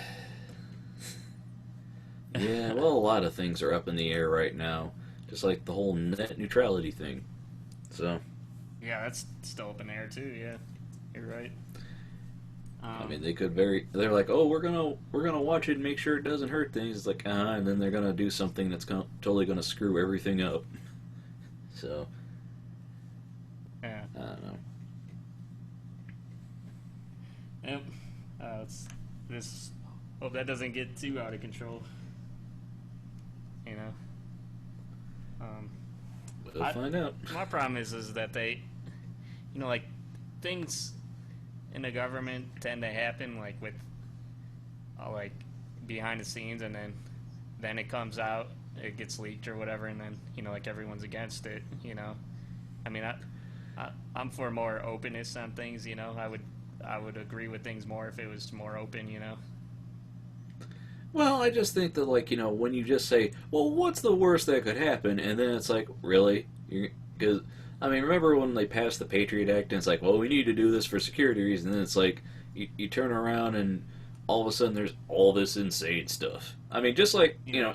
just like during 2008 when the economy hit and they were like, well, we need to have you pass this legislation, not even read it and not say no, and we need to have an hour or the country is going to collapse. And it's like, no, we're not going to give you as a blank check. So they're, all right, fine, we'll take something else, and it's like, like, just a few short years later, it's like you look at the stuff and it's like, oh, look at all this stuff that went wrong with it that people were saying, hey, there's all this potential for it to be done wrong. So I don't know. Yeah. Well, without getting into too many tangents, I'm. How are we supposed to like balance like security and like personal rights and privacy and all that? What do you think the best way is to go? Like to deal with those. Well, I mean, it's just there's gonna be a lot of back and forth. It's like, people, government proposes one thing, and then, people, there has to be pushback or acceptance of it, and then, things go back and forth. But, there are ways to do things, and ways that we're like, there's stuff that the government asks for that they don't need, and, Yeah. you know, they don't need it, and like the whole, allowing things that are just creating more and more monopolies. I expect it to probably get worse and worse for a few years before eventually we have a whole second coming up. Well, we need to break up monopolies again because it's just getting crazy. There's like 5 companies now. Yeah. So Well, the problem I have too is that it's important to be involved in like have opinions about those things at least. Um, Instead of people are, just like watching the Kardashians or whatever, they're distracted by other things instead of what's really important. Yeah, I don't know. I mean, I definitely don't like vote on as much as I probably should. Or like, I mean, you're supposed to, if you really disagree with something, you're supposed to call up your like the senators and legislation and stuff. And your representatives and whatnot. Yeah. My problem is whenever they say call your senator and call your representative, it's like, how much of that does actually do anything? Because every election, my senator calls me and tells me how important things are, and I don't listen to him, and that's once every 4 years. I mean, Yeah. I mean, unless it's something where the guy, the representative or the elected official is just sitting there going, I have to do this because my people will have my head if I do not. So, I mean, there are some issues where it's just like, well, of course they do that because otherwise, like, they couldn't exist in this place if they didn't. So, but then that's gonna get political. So let's just move on to the next news story, Ian. Yeah. Yeah, and this one is totally unrelated. It's about antibacterial soap. This one's a little bit lengthy, but it sort of goes into detail about it. It says, if you ever wash your hands with antibacterial soap, there's a good chance you were rubbing yourself down with a chemical called trioxane, a chemical that's been proven to be harmful in humans in recent years. Now, Minnesota has become the first state to officially ban it, and yours could be next. The Minnesota ban, which doesn't actually go into effect until January 1st, 2017, applies to pretty much any retail customer hygiene or consumer hygiene products that includes trioxane as an active ingredient, including about 75% of antibacterial soaps. The FDA claims there's no evidence that trioxane soap is any more effective at washing away germs than non-antibacterial soap and water. What's more, according to recent studies, trioxane can disrupt hormones critical for reproduction and development, at least in lab animals, and contribute to the development of resistant bacteria. So not only is the chemical not doing you any real good, it could actually be harming you too. So it's not really any better than just like regular soap. I don't know, man. I'm always kind of wary whenever they discover a new thing that's in everything that will kill us. Just like remember Subway had the yoga mat stuff in their bread. It's like, really? What? Why are you just now like if it was something to like if it's a real people will die from this, then it wouldn't be like the ban would take place in 2017. It'd be like, well, we must do this now. I mean, I don't know. Well, Subway, didn't they take it out of their bread like right away? I don't know why they're gonna take so long for this. See, Subway does that because it's immediate scare. People are worried, and it's obviously bottom line. Just like Taco Bell had an E. coli scare, so they got rid of the green onions on top of the Mexican pizzas, and it's like, oh, that wasn't what caused it. But they're still not going to have them back on because people got weighed down. They're like, well, we obviously can't have that now. It's like, this is like Subway, places that serve you food, people are going to get more antsy than, it's like, I just won't do that there. Move some, Plus, it's like, some people are, like, the whole antibacterial thing, that's a thing where if you're hardcore into antibacterial soap, you're not going to change. So it's like, they might as well change that recipe because you're like, I got to have the best. I got to have anti-this, and so... Well, as opposed to food, it's like, well, there's a thing they're gonna get rid of it because they don't want to scare people away. Oh yeah, that's true. I mean, I have to admit I've sort of been hesitant on going to like Subways and stuff after that, but I don't know. eh, eh. It's just like eggs and bacon, you know. One week it's like, oh, but eggs are the worst thing for you. Then, oh, eggs are a good thing for you. And it's like, well, who's saying what this week? So it's Well, like, make up your mind and stick to it, because you're gonna get conflicting stories from either side. yeah. But I mean, I would argue though that there's a difference between something that's gonna like make you fat and then having something that's like actually toxic for you, you know?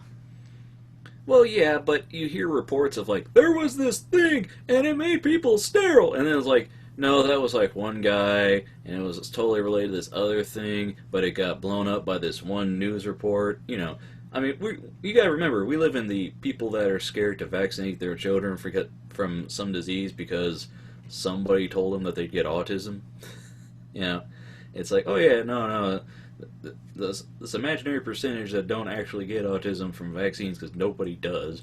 But you know, that's going to prevent you from keeping your child from getting a mumps or measles vaccine and then developing an outbreak of this whole thing again. So Yeah. I don't know. It's Well, when people you go people into get like, whipped up into a frenzy real fast. Like if you trigger the right folks, you'll.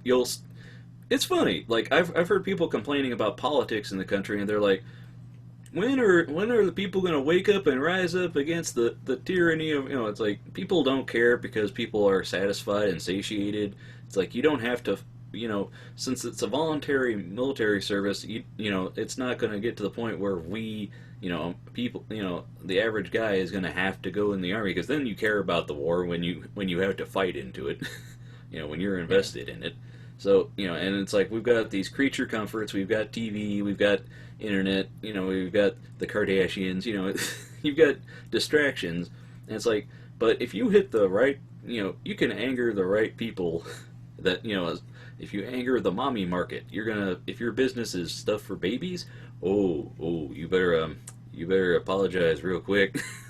You know, or, yeah, you know, so it's easy to you know, get on somebody's bad side, you know, and yeah. yeah. Well, with the my last comment though on the antibacterial soap, the problem with like those and like hand sanitizers is that like if you're like a germaphobe or whatever and you use that like all the time, then like you like have like no immune system or whatever in your hands, I Yeah, guess. isn't that the argument? Isn't that the argument about, you know, hand sanitizer anyways, that if you do that all the time, then you don't get the resistance to, like, you know, you don't get the little bit of a cold to keep you from catching it regularly, so like anytime you get out to meet people, you get it. Yeah. Yeah. Right. Mm. Well, didn't they say on like MythBusters or something? I forget where I heard it from, but they said actually when you when you're like in the real cold, it's a misconception that you actually get sick outside. You have to have some kind of germ that's Well, passed, you know. yeah, the cold doesn't give you a cold. You'll die of exposure before you actually get a cold, but you know, because basically real cold stuff, you know, viruses and whatnot just hibernate until they awaken, like the thing. So, Yeah. didn't scientists recently bring back like an old virus that they found frozen from like 10,000 years ago to experiment on it, see how the strain had changed over the, you know, I don't know, or they were debating to bring it back. I can't remember. I don't know. Weird. One thing I've heard though, Science. yeah. One thing I've heard though is like a lot of those like labs where they're like testing on like viruses and stuff is the security should probably be like a lot tighter on them. You know, I guess I've heard like Well, that's a how lot of them are security only should be in. Security in most labs could be tighter. yeah, like So, they're only like level 1 security or something like that. I don't know. I don't know. It depends on what the virus is and where. Like if it's, you know, if it's like in some polar, you know, lab with like nobody around for 10,000 miles, you know, it's Oh like, yeah, okay, that's, you know. But then again, we all saw the thing. So, yeah. so No, it's moving along to the next news story, Ian. yeah. Oh, well, I was gonna ask you too. Do you like when you go into Walmart's? Do you like squirt on that hand sanitizer at the door or whatever? Ew, no. I'm I've never been a fan of of dry sanitizers because it's just you get a gummy thing on your hand, and I'm just like, Yeah. I need to wash this off. And those kind of sanitizers, like they strip away the natural oil in your hands, so even when it's gone, your hands are just like something's missing. This isn't right. It's like when you Yeah. touch one of those weird goo balls, that you get in that quarter operated thing, and it's like, some grease is on me. Do not want. Right. Yeah, my stepmom, she squirts that stuff on all the time, man. Well, Like I when mean, she some goes to people Walmarts and are stuff. some people are really paranoid. I mean, I can understand why. Like if you're at an airport and going to a convention and stuff, and you're going to be shaking hands, taking that stuff and like the airborne and basically any preventive stuff before you can get sick is a good thing. Like I recommend, like taking dose up on vitamin C if you're going to be around people because, regardless, if you're around a group of a lot of people, you're going to get something because you're all just exposed to something you weren't exposed to before, and now you've got it. Yeah. But they did that on Mythbusters before with like that UV dye or whatever. They said like even if you're like really careful, it's always like you'd be surprised how far it spreads. Where you're touching and stuff. Touching. Okay, Yeah. moving along. Yeah. This next article here is about they've I guess somebody's come up with a registry hack that enables continued updates for Windows XP. A single registry setting makes Windows Update think your XP system is Windows XP POS ready, which will receive updates for another 5 years. Which, Hacks. I forgot to put the link on about the sanitizer, and then I'll put the link on for this one too. Yeah, you better yeah. share them links. Yeah, my sources here. But yeah, Show your work, Ian. Yeah. You had one thing, Ben.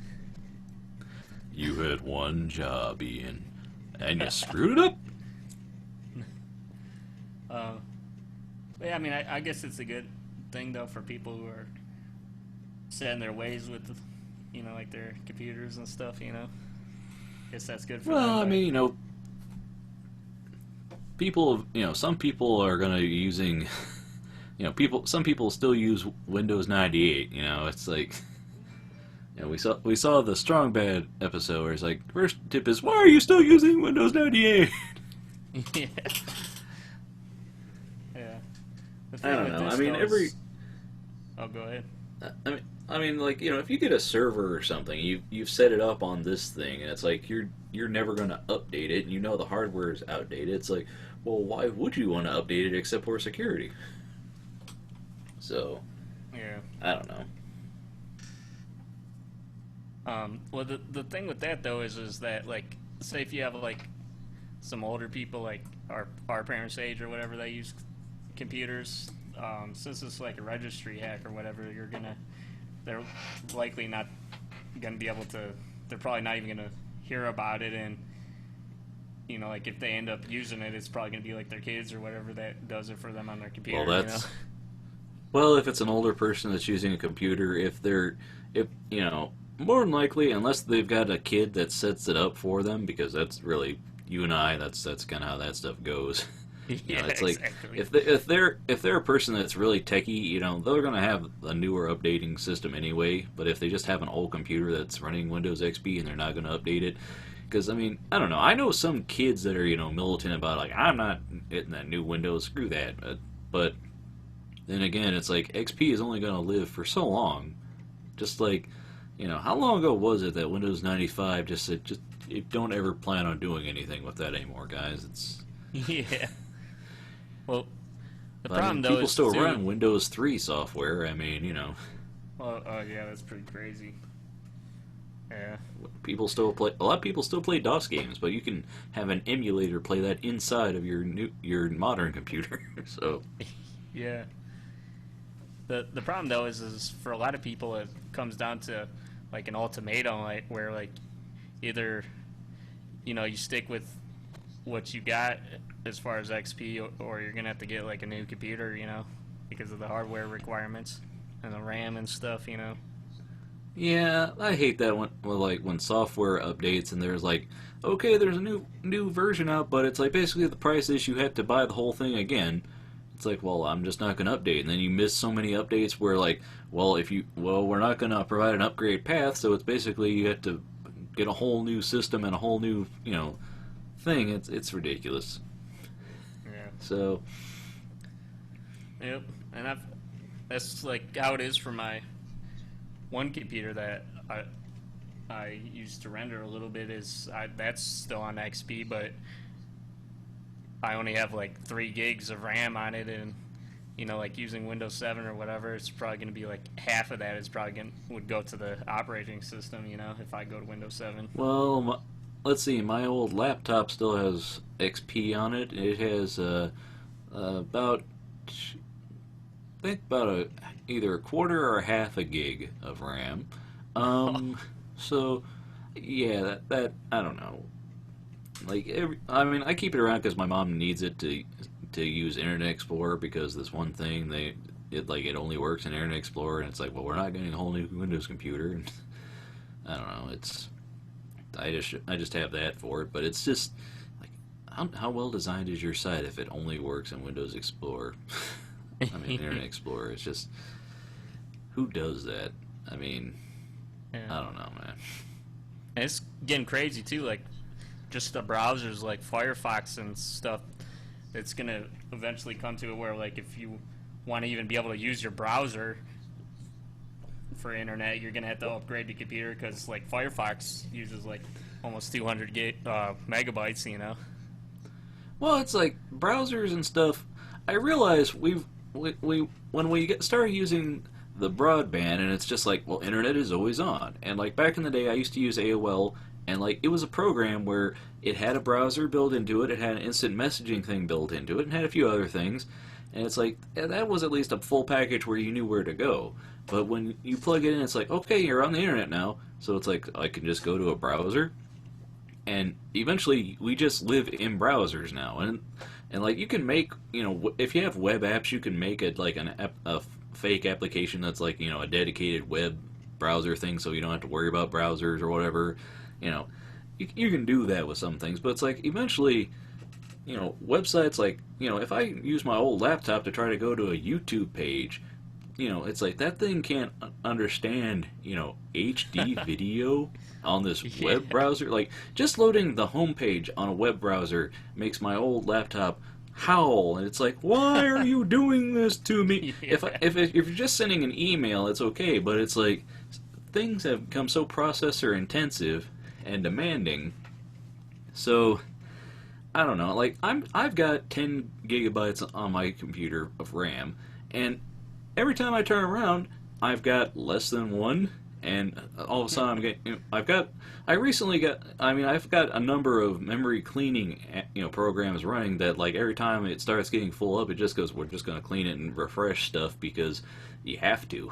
It's like, where did all that go? I look at it now, I'm like, how many things do I have open that it's eating up 9 gigabytes of RAM? It's not doing anything. I don't know. Yeah. How do you have 10 gigs? What is that, like a 4, and a 2? I had the first. I've got the original. Well, I've got the original 2 gig that it came with, which is just 2 1 sticks, and then I've got, I believe 4s. So 2, 4, and then another 4, or something like that. Like 2 2s and a 4. Some I don't know. I think it has to be installed. Two it had to be 4s installed and 2 in pairs. 2s. Something like that. Makes sense. Yeah, that's fine. Yeah, but I mean, Well, I think it's 2 1s and then the 2 1s and then a 2 4. 1s and 2 4s. So yeah, now you're asking me to do math, and that's just too much. But yeah, I've planned on upping the stuff, but when I updated the video card, I also upped the RAM, I believe, and it's like, oh, I should be good for a while, and now I'm realizing, man, all this slowdown, and it's like, new computers, like, when I got this, they came with, like, 2. It's like, why is it crawling now? What's it, I mean, and whenever I start having that, I close my browser, because I leave it open, because everything's in the browser, It's like I close the browser and suddenly it frees up like 2 or 3 gigs of RAM. So I don't know. It's ridiculous. Well, the trend I've noticed, like with a lot of software, like for things like Microsoft Office and stuff, it seems like a lot of the resources is just like UI stuff and fading, like having transparency and stuff on the like the logos and like the startup screen and stuff. It's like they're like, oh yeah, everybody has like at least 4 or 8 gigs of RAM now. Why don't we just make it mainstream? Everything use it, you know? Let's just boost everything up to ultra, and then if you have a lower older machine, you're just going to be screwed over. I mean, I don't know. I'm planning on keeping my machine. I wanted to keep it at least 10 years, and I don't know. I can probably boost the RAM, and I'm probably going to add one more hard drive, but after a while, I don't know, man. Yeah.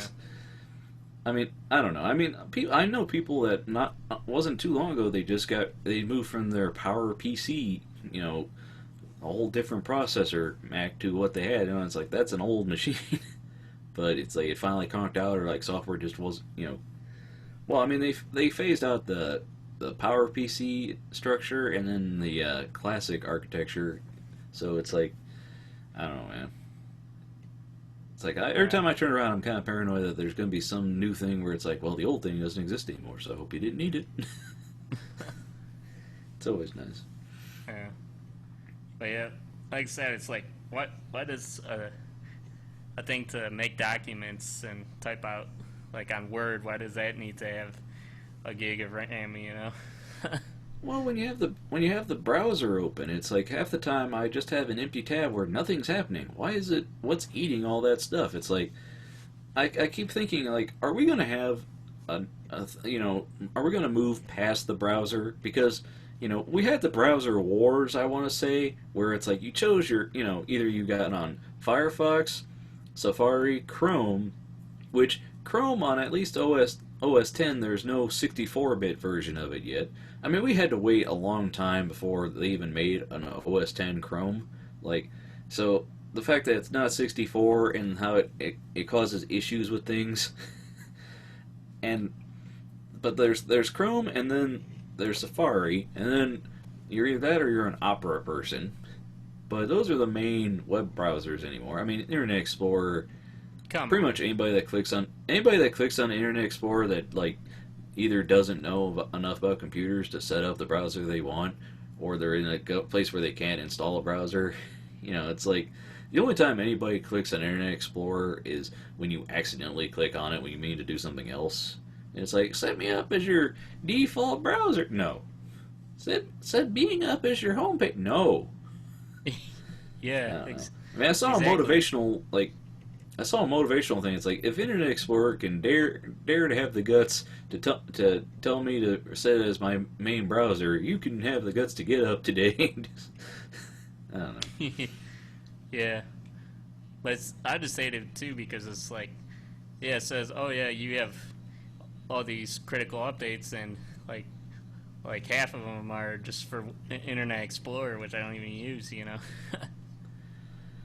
Yeah, I don't know, man. I just think eventually we should move past the browser. I mean, now that we've got Microsoft has their Xbox One where they're trying to move it into the home. They're like, okay, you're not going to use your computer as a media center, but you'll use this because it's hooked up to the TV, right? Right? So, I don't know. I don't know. We need to have better. Like, I like surfing the web, but now it's like everything is like, oh, just make it huge, everybody will download it. They have no choice, otherwise, don't cater to them. And it's like, every site shouldn't be so huge. I know stuff's awesome, but we don't need all the huge, expensive bells and whistles. Right, exactly. Well, so you would be more in favor of just like not having a browser included with the operating system? You think that should just be something extra that you could just easily get? No, it should be included because, if you're just getting a computer, it's like, well, how are you gonna get to a website if you don't have a browser? Yeah, it's right. So. Well, they could have some kind of something basic that says that gives you options to install like various browsers that are on the internet. I don't know. I mean, it's like I like the idea of like I like iTunes, for playing my media and storing stuff, but it's like, I'm not too crazy about having to have a hub for stuff because half the time, a thing, it's like, okay, I got this thing in a format and I've got to convert it because I don't think it's going to open with this player or this or that, like something's weird with the codec or, whatever. But it's like, at least, iTunes, with podcasts and stuff, it pulls that stuff automatically down from the web, and it's like, I'd like to see something in the future where we have just apps for like, oh, hey, I want to watch video. You click, okay, where can I find an awesome video thing? I don't want to have to go to a website, .com, whatever, to find a thing. I mean, especially now when we got the tablet age, where it's like, there's all kinds of stuff that you can get an app on your phone or an app on your tablet of some kind or whatever, I don't know. It's the future, man. The future. Yeah, still haven't gotten everything figured out on the computer, even, And where's my flying car? Huh. Some stuff just works better on a computer than on a tablet. It's like, if you're like sitting in a waiting room and you want to read the news or like watch a YouTube video, that's one thing. But then when you have like, okay, I got to go to this website and enter in a lot of information, no, I'm just gonna wait till I get home. I don't want to have to bend my thumb all that time and then tap, tap, tap. Oh, no, auto-detect, auto-correct, no. Zoom in, pinch, pinch. Yeah. Yeah. I mean, Windows 8 was a good example of some things just should not be made for a tablet. Oh, yeah, I agree. Not everything needs tablet abilities, so. Yeah. That's true, man. And do we have another news story? Well, yeah, we had two more. I'm trying to stick with the framework of just doing 5. That's okay. Enough. I just lost track of which one we were on. And I just realized we've been talking about this one for a while. We should probably move on. Yeah, probably. This one's actually more future, more technology. Apple reportedly readying new smart home platform. Apple plans to launch a new smart home platform at next month's worldwide developer conference that will allow iPhones and iPads to control a home's lights, security system, and other connected appliances. According to a Financial Times report, the new software platform, which will be unveiled at WWDC on June 2nd, will be built into the iOS devices, according to the report, which cited anonymous sources. As with Apple's Made for iPhone program, the new platform will be open to third-party device makers, allowing their gadgets to work on Apple's automation system. One application of the new software platform cited by the newspaper was the ability to automatically turn on the lights when an iPhone paired with the system enters a building. Apple's outlined its ideas for a home automation system in a patent filing last November, so. I could see that. I mean, I know some places like in California, they've got like, the lights and the, like the thermostat stuff synced up to your iPhone, and it's one of the only ways you can really control it in some houses. So the fact that you could walk in and it would adjust the lights, I don't know. I'm looking forward to when we have like the Jarvis system. You can just walk in and say, yeah, turn on lights. Yeah.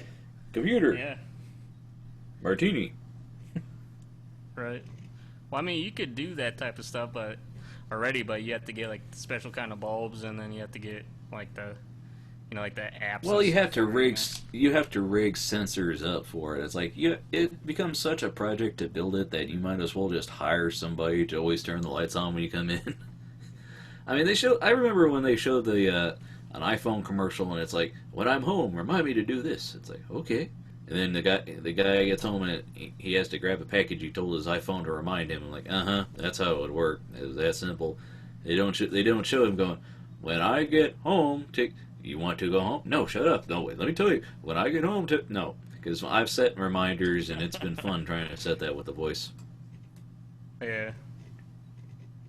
So, I mean, it's a pretty I cool like idea. I like the idea of a framework, like so that like people can hook into it. So like you can build stuff in. Like this will be a thing. Like in 2 years, we won't even think about it. It's just be like, well, of course your car detects when your Bluetooth device is there, and you don't have to program it. What kind of barbaric system do you have to program stuff in? You know? Yeah. I don't know. Well, I just think it'd be cool if you also had, like, I mentioned on the show before about that Philips Hue bulbs where you could, like if you have it connected to your iPad or whatever, and you could dial in with like the color wheel and The stuff, color, and you could adjust yeah. the colors and stuff. Yeah, but it wasn't also like a whole bunch of money. Yeah, it was like So $100 a bulb or something like that, yeah, But so like unless you're doing like a stage play, that doesn't make much sense. yeah, Although, if you're trying to impress the ladies, it's like, hey, baby, look what I can do. yeah. Oh, And dull it down to like that, like a pink or purple or something. Yeah.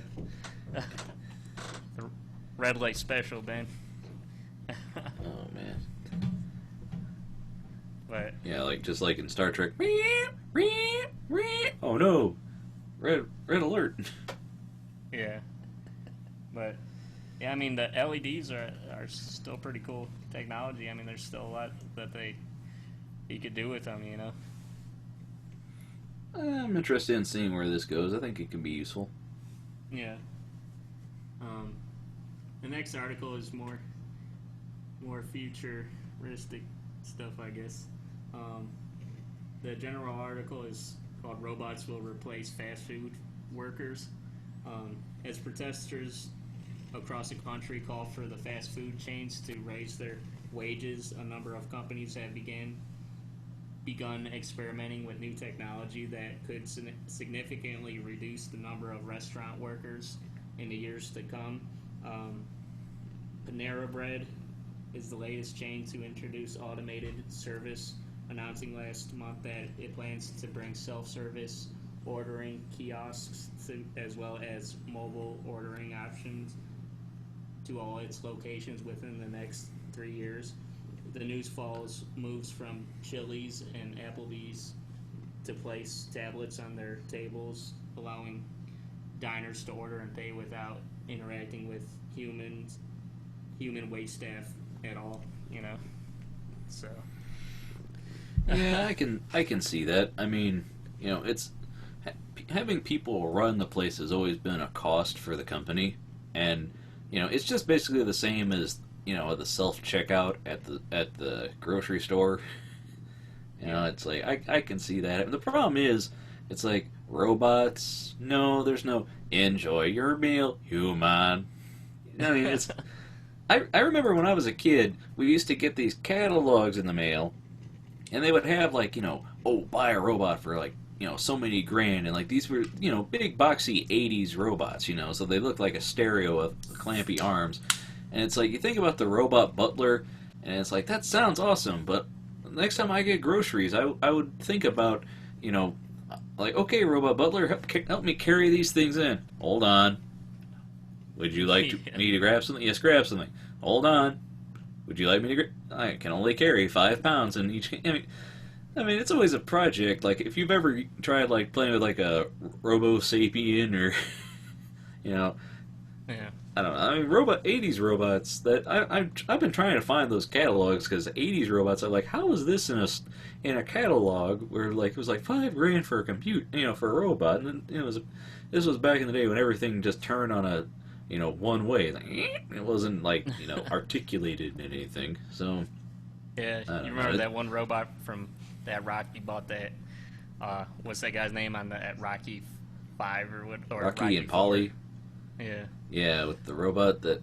Yeah, that's the one thing people are like, okay, this is a realistic series until Polly has a robot that recognizes and responds to people. What? What happened? What happened to your rock? Yeah. I don't know, man. I sort of feel bad for the people. It's like all the people protesting. It's like, oh yeah, they protest for higher wages, and the fast food answer is, oh, we'll just get rid of you then. Well, I mean, whenever whenever the guy from Papa John's says something and it comes out that, oh yeah, he said something about, oh, we're going to do this because of Obamacare, or we're going to do this because we can't pay workers more. It's like they need to make a living wage. It's like, I Yeah. understand. Like, if we could, like, I'm personally uncomfortable with tipping, and I'd much rather pay a higher bill that just equates in that they're making enough to survive, and then I don't have to sit and go, so how much socially should You I have to have do to math. how much of my extra should I have to do so that you can get health care? It's like, how much of this do I have to go, Yeah. well, you, like, because, I mean, whenever I go to a restaurant, it's like, they get crappy service, but they make so little, and it's like, well, I shouldn't have to have a pity case for the person waiting on me. Like, I mean, I'm not to, not to be classy or anything, it's just like, that kind of work, they don't get paid what they should. It's like, that kind of Right. work should get paid more, and I would accept it. Like, the problem is, like, I'm sure if they try to pass that on to consumers, like, food is cheap in America, relatively. It's like, you can get, 20 bucks, you can get a meal, and it's like all this big overstuffed food and all these things, and it's like, I don't know. I can see that if it came down to, well, we'll just hire less people if we can, we will. I mean, there were factory workers that complained when robots came in and took their jobs. There are all kinds of places where technology has come in, and it's like, there was somebody that, like, there was some really crappy job that nobody wanted to do, but they got paid to do it, and then, technology made it easy in a second, like, the cotton gin, in the whole industrial revolution. It's like, I don't know, man. Yeah. I mean, I still feel bad for them, even though people are like, oh yeah, this unskilled labor, you don't have to be that smart for it, but it's still like really hard work sometimes. Well, I I feel bad for recall. my fellow man. You know. Well, it's like the whole fast food. Fast food has the highest turnover of any industry, and then they don't expect to have skilled workers. They don't expect people to stick around too long. It's like, you don't want to have a 20, 30, 40-year career working in fast food. You work there at an older age because you have to, because there's nothing else around. And Right. I mean, there's plus, it's like, how upwardly mobile is it? I mean, it's like, you might become a manager or a district manager or maybe a franchisee if that's the best you can hope for. It's like really, nobody's gonna rise their way up to be a franchisee. It's more, that's more like you had the money to buy a place. But it's like, you might be a manager or do something, but I don't know. There's not much of a future in that kind of industry. So Yeah. the whole robot thing too, it's like, well, I mean, they, fast food, it's like, it's, as an industry, it's like, they've got the assembly line, and they've, pared things down to, this is what you do, just do this a whole bunch. There's not much thinking involved, and there should, it doesn't need to be. It's like, the stuff comes in this way, you prepare it and shove it down the line to the customer. So I can see if there's any way to cut stuff out, they can do it. And quite Right. honestly, sometimes I kind of don't like to talk to people. So it can, I don't know. We'll see. So, I mean, if you install, like, the self-checkout at a restaurant, and then, like, that gets full, it's like, all you can do is just wait for that. There's no, hey, excuse me, can I just do... No. Yeah. Well, I guess it could be. One thing I could see that could be good about that is like people that have to work like late nights at like in like shady areas. Like at the McDonald's at like 1 in the morning or whatever. That could be good if you just have like all self checkouts and stuff. But I mean, you're still probably gonna have to have someone there to Well, that's still going to oversee cut everything. the jobs, though, is the issue. Well, I mean, like, I mean, the idea is that, like, you'll have less people there at, like, 1 in the morning and everything, just like, you need less cashiers working Walmart at 1 in the morning because they can just go through the self-checkout. But, it's the end of the day, if you're working at, a fast food chain because that's the only place that'll hire you, and they need somebody to do, like, the midnight shift because that's a job nobody wants, but now it's like, oh, they don't need that guy. Well, what's he going to do? So, Yeah. It's definitely a gray area, man. well, I mean, it's a complicated issue. Work, like, the whole minimum wage issue. People want to complain, like, oh, small business, and if they're a business, they should be able to pay people, and there's a lot of textures and issues to it, and Yeah. I don't know. I think I mean, there are some companies that like look at Ben and Jerry's. They're like, they're very pro raising the minimum wage. They're very good with taking care of their customers and the people that work for them. They're like, every employee that works for Ben and Jerry's can take like 3 pints of ice cream home a day. And they had oh yeah, they started a thing with the cows on their dairy farms are given massages and they're treated very well. It's like, well, all right. They're like, wow, a company cannot be evil? That's pretty awesome. Yeah, well, you'll probably still have PETA down there or something, complaining about something, They massage the wrong tendons. They don't do it right. Yeah. Yeah. But, I don't know, I tend to feel bad for, like, the average person that's, like, just trying to get by, I mean, I know the people that are in charge of companies and stuff, they do have to make a living, but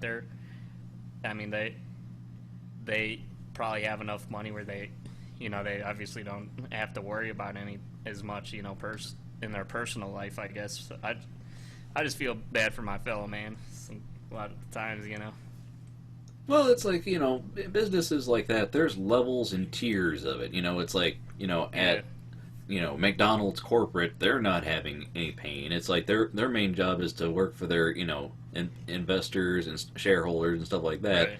And it's like the guy that owns the franchise, he's probably one of the best well-off guys in the area, but he's still working every day. And then you get the guys below him, and you got every tier of it. You got the kid that's working the summer job, and then you've got the guy who just graduated, who's trying to get through college, and then you get the guy who's gone to college and gone, well, there is nothing for me. And then you get the old guy who he retired, but he suddenly realized he had to have a lot of money. I mean, there's a lot of dimensions to what the worker is, and we all like to think that, oh, there's the corporate guy, this imaginary guy who makes a lot of money, and if he just gave everybody his money, it'd be better.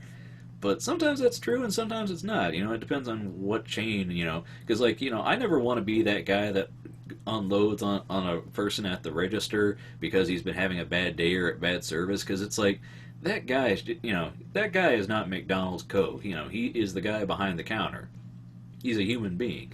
So, whenever I'm having a crappy day, or like whenever I can see that they're struggling to get stuff done, that's when I always just smile, and it's like, they don't need me to take them down a peg. They're not causing my problems. They're just other people, and we all want this exchange to go quickly and pleasantly and leave. Like the guy behind the counter, he doesn't want to talk to me to take my order, but he likes to have the money that comes in at the end of the day, and I understand that. I appreciate that, because we're all human, so. Yeah. And, no, I mean, I agree. I mean, I don't expect, like, real rich people to just give everybody money. I just expect them to make sure they treat their workers good, nice and fairly, Mm-hmm. But yeah, so that's our news for the day here. Did you like the?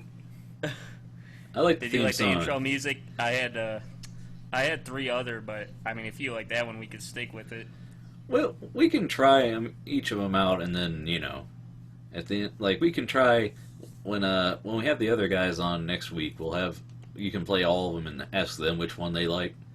So, because I like that one, but I'm sure I don't want to just say, well, use this one, and then you're like, oh, but this one was perfect. It was awesome. It gets everybody laid. Anyway, so I actually couldn't make up my mind about that. It's the same for the trivia ones. I have 5 of those. So interesting. I just thought it'd add an extra little bit of dimension on what we were already doing. All right. Now, as long as we're so you wrapped up the news segment, let me share a link I'd like to share. Okay. A friend of mine published a book, and she kickstarted it in 2009, I believe, and things went well with that. It got funded and sold, and she's selling a PDF of it, and now they're she hired a friend of hers to do the art. She wrote it, and now they're doing the sequel, and so they've decided that they're going to serialize the book as a webcomic, because they're all web cartoonists, and they're writing the sequel, and the the person writing the sequel also does webcomics, and then they got the same artist to come back and illustrate this one. So, it's a Poorcraft from Poorcraft.com by Spike Trotman, and it's illustrated by Diana Nock, and they're serializing it as a webcomic. So every day for the next 5 months, I think they said, it's going to be updating, so you can see every page of the comic. And basically, it's a comic illustrated book about how to be thrifty and survive. Because being broke doesn't have to suck. So as the site suggests, and Right. the whole the consensus of the book is basically you have one character explaining to another character, like, now that she's out on her own after college and trying to survive and trying to find deals and make, and like, you don't have to live on ramen. You can buy rice and beans and certain things and make actual food, and it doesn't, certain things, like, you don't have to eat out all the time to save money, and all kinds of different things. There's sections on housing, recommendations on if you want to go into gardening, if you want to go into the library, all kinds of interesting advice. So, and that just recently started getting serialized on the web, so I thought I would share it. And I'll be sharing a link to it. Also, vamp for a little bit, Ian, while I get the link where they can buy a copy. Well, actually, in my experience,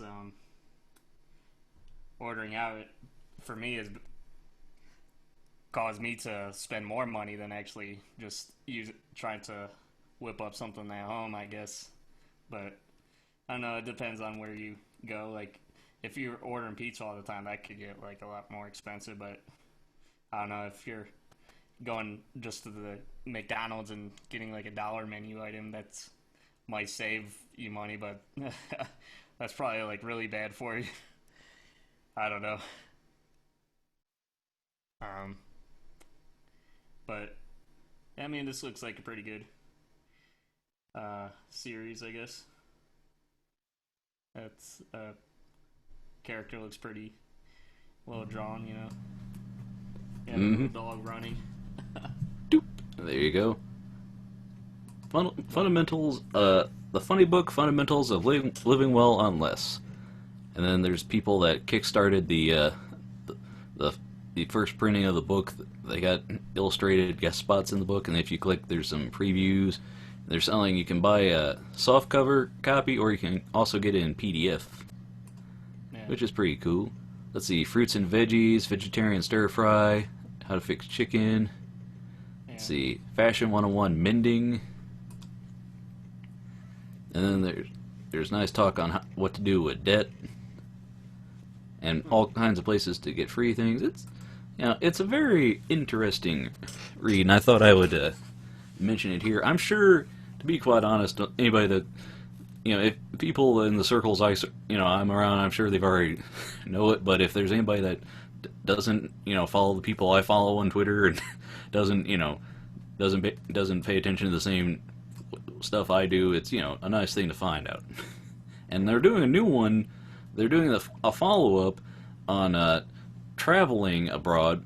I think it's Ryan Estrada's writing that, which he's the guy I showed you the learn to read Korean in 15 minutes. That guy, he has a lot of tips. He has a lot of advice because he travels the world on very cheap. Like he's like when I moved to India for like a year or so. He's like, I traveled with a travel-on bag. He's like, I didn't pack anything. I moved late, and then yeah, he's like I was at this one seaside resort. I was in a hammock, and this couple walked by. They're like, oh, we stayed, we're about less than a mile away. We paid like $200-300 for our hotel. He's like, you got this great location right next to the beach. You must have paid a fortune. And he's like, it was $4. So, well, what did you think about it? What I was saying though about how, like, in my experience, ordering out ended up being, especially if you like order pizza and stuff. Yeah, I've had a friend, like, when I was transitioning between college and outside life. I've known people that they're like, oh, I thought it would just be cheaper to eat out all my meals, but then I realized that's just crazy expensive and just do everything from scratch. It's like, if you get if you're moving out to your own apartment and you don't have, don't have a lot of money, it's like you can get yourself a bag of beans and a bag of rice for dirt cheap, and they will last forever. Get some grains, and you've got basically months of food for very little money. And then you can just spend the rest of your grocery time getting stuff to flavor it, to spice it up and make something with it. I mean, Yeah. I've talked to you off the show. I don't know if I mentioned on the air, but I watched this guy, Michael Jevons, I believe is his name. He's done a number of YouTube videos. I watched I got into his stuff from Shameful Sequels, where he takes a look at bad direct-to-DVDs and sequels to movies. And he did a YouTube video where he said that Iceland had some really cheap frozen dinners, and he was going to try and live on just those for 3 meals a day for a week to see to see if he could do it. And the salt intake was incredibly high. Like, he's like, was severely eating less calories, but it's like the food was, you get tired of the same crap. Yeah. And then he's like, I realized, he's like, it was like, every meal was like a pound or 2 pounds. But he's like, that adds up. And he's like, people say, oh, if you're cheap or poor, you can't spend a lot of money on food. He's like, I don't have to. You don't have to spend a lot to eat well. His next challenge he did was where he took, I think he said it cost him like 38 pounds to live for that week on that diet. And he said he took that and he spent half of it to eat well on homemade food. And he's like, and the real shocker, he's like, not only did I survive on this $17.50 for the week, my fiance did too. So it was 2 people on this. So he's like, this is very cheap. But then also for like breakfast, he had a banana. So it's like, Yeah. I don't know. It's like, I don't know. I mean, like, Well, go the ahead. thing is, though, is like, like just buying ingredients for food and stuff ends up being a lot cheaper than things that are prepared already in the stores, because you're just See, my you have problem. ingredients and you're not using it all in one meal, so you have leftover for whatever you're gonna cook the other night, I just have this problem of my problem is I don't want to do math and I don't want to fuss with the food. Like when I'm hungry, Yeah. it's like I want to eat. Like we talked about this before. For a while, I was gonna try counting calories, but then I realized that all the calories on the boxes were like total pack. They're like, oh, this is like 4 servings, and it's like, oh, so I have to figure out the total calories and then divide it. And after a while, I was like, no. Like I did that. I looked at that once and I decided, no, I'm not doing this. It's like having that alarm that makes you do math problems when you wake up, or else it won't go off. It's like Yeah. I would break it because I'm not, when I'm hungry, I just want to eat. I'll eat healthy if there is healthy food there. But unfortunately, I don't like preparing stuff. And if I'm spending my whole day trying to work and then it's like I have to fix food, Yeah, I So- totally agree on that, man. And what's crazy about the servings is this, like, it's only like a handful of food just for a serving too, man. well, American, servings aren't what they, people don't realize, like, people tend to eat stuff by the bag or by the box, and it's like, no, that's like 6 servings. Yeah. Some places they're like, the cookies are, a bag of cookies are like a serving is 2 cookies. They're like, I eat those by the sleeve. What? So, Yeah. Yeah. Well, I mean, I don't know. we're definitely. I'd probably say we probably eat more generally, like the whole population of people, than we used to, like back in the day. I mean, then again, we were shorter and smaller back then too, I think. Yeah, well, I mean, the thing is with, like, Disneyland, whenever every few years they have to close down the It's a Small World After All ride and make the boats bigger because people aren't fitting Yeah. into the boats like they did in the 60s. So, Yeah. I mean, when you look at American food, though, a lot of what Americans eat is a lot of it's empty calories. A lot of it is filler that just makes you fatter. Like we put cheese Yeah. on everything, and we put grease in everything, and it's like stuff that it makes it succulent. It's like your body craves sugar, and it craves salt, and it craves grease, and all this stuff.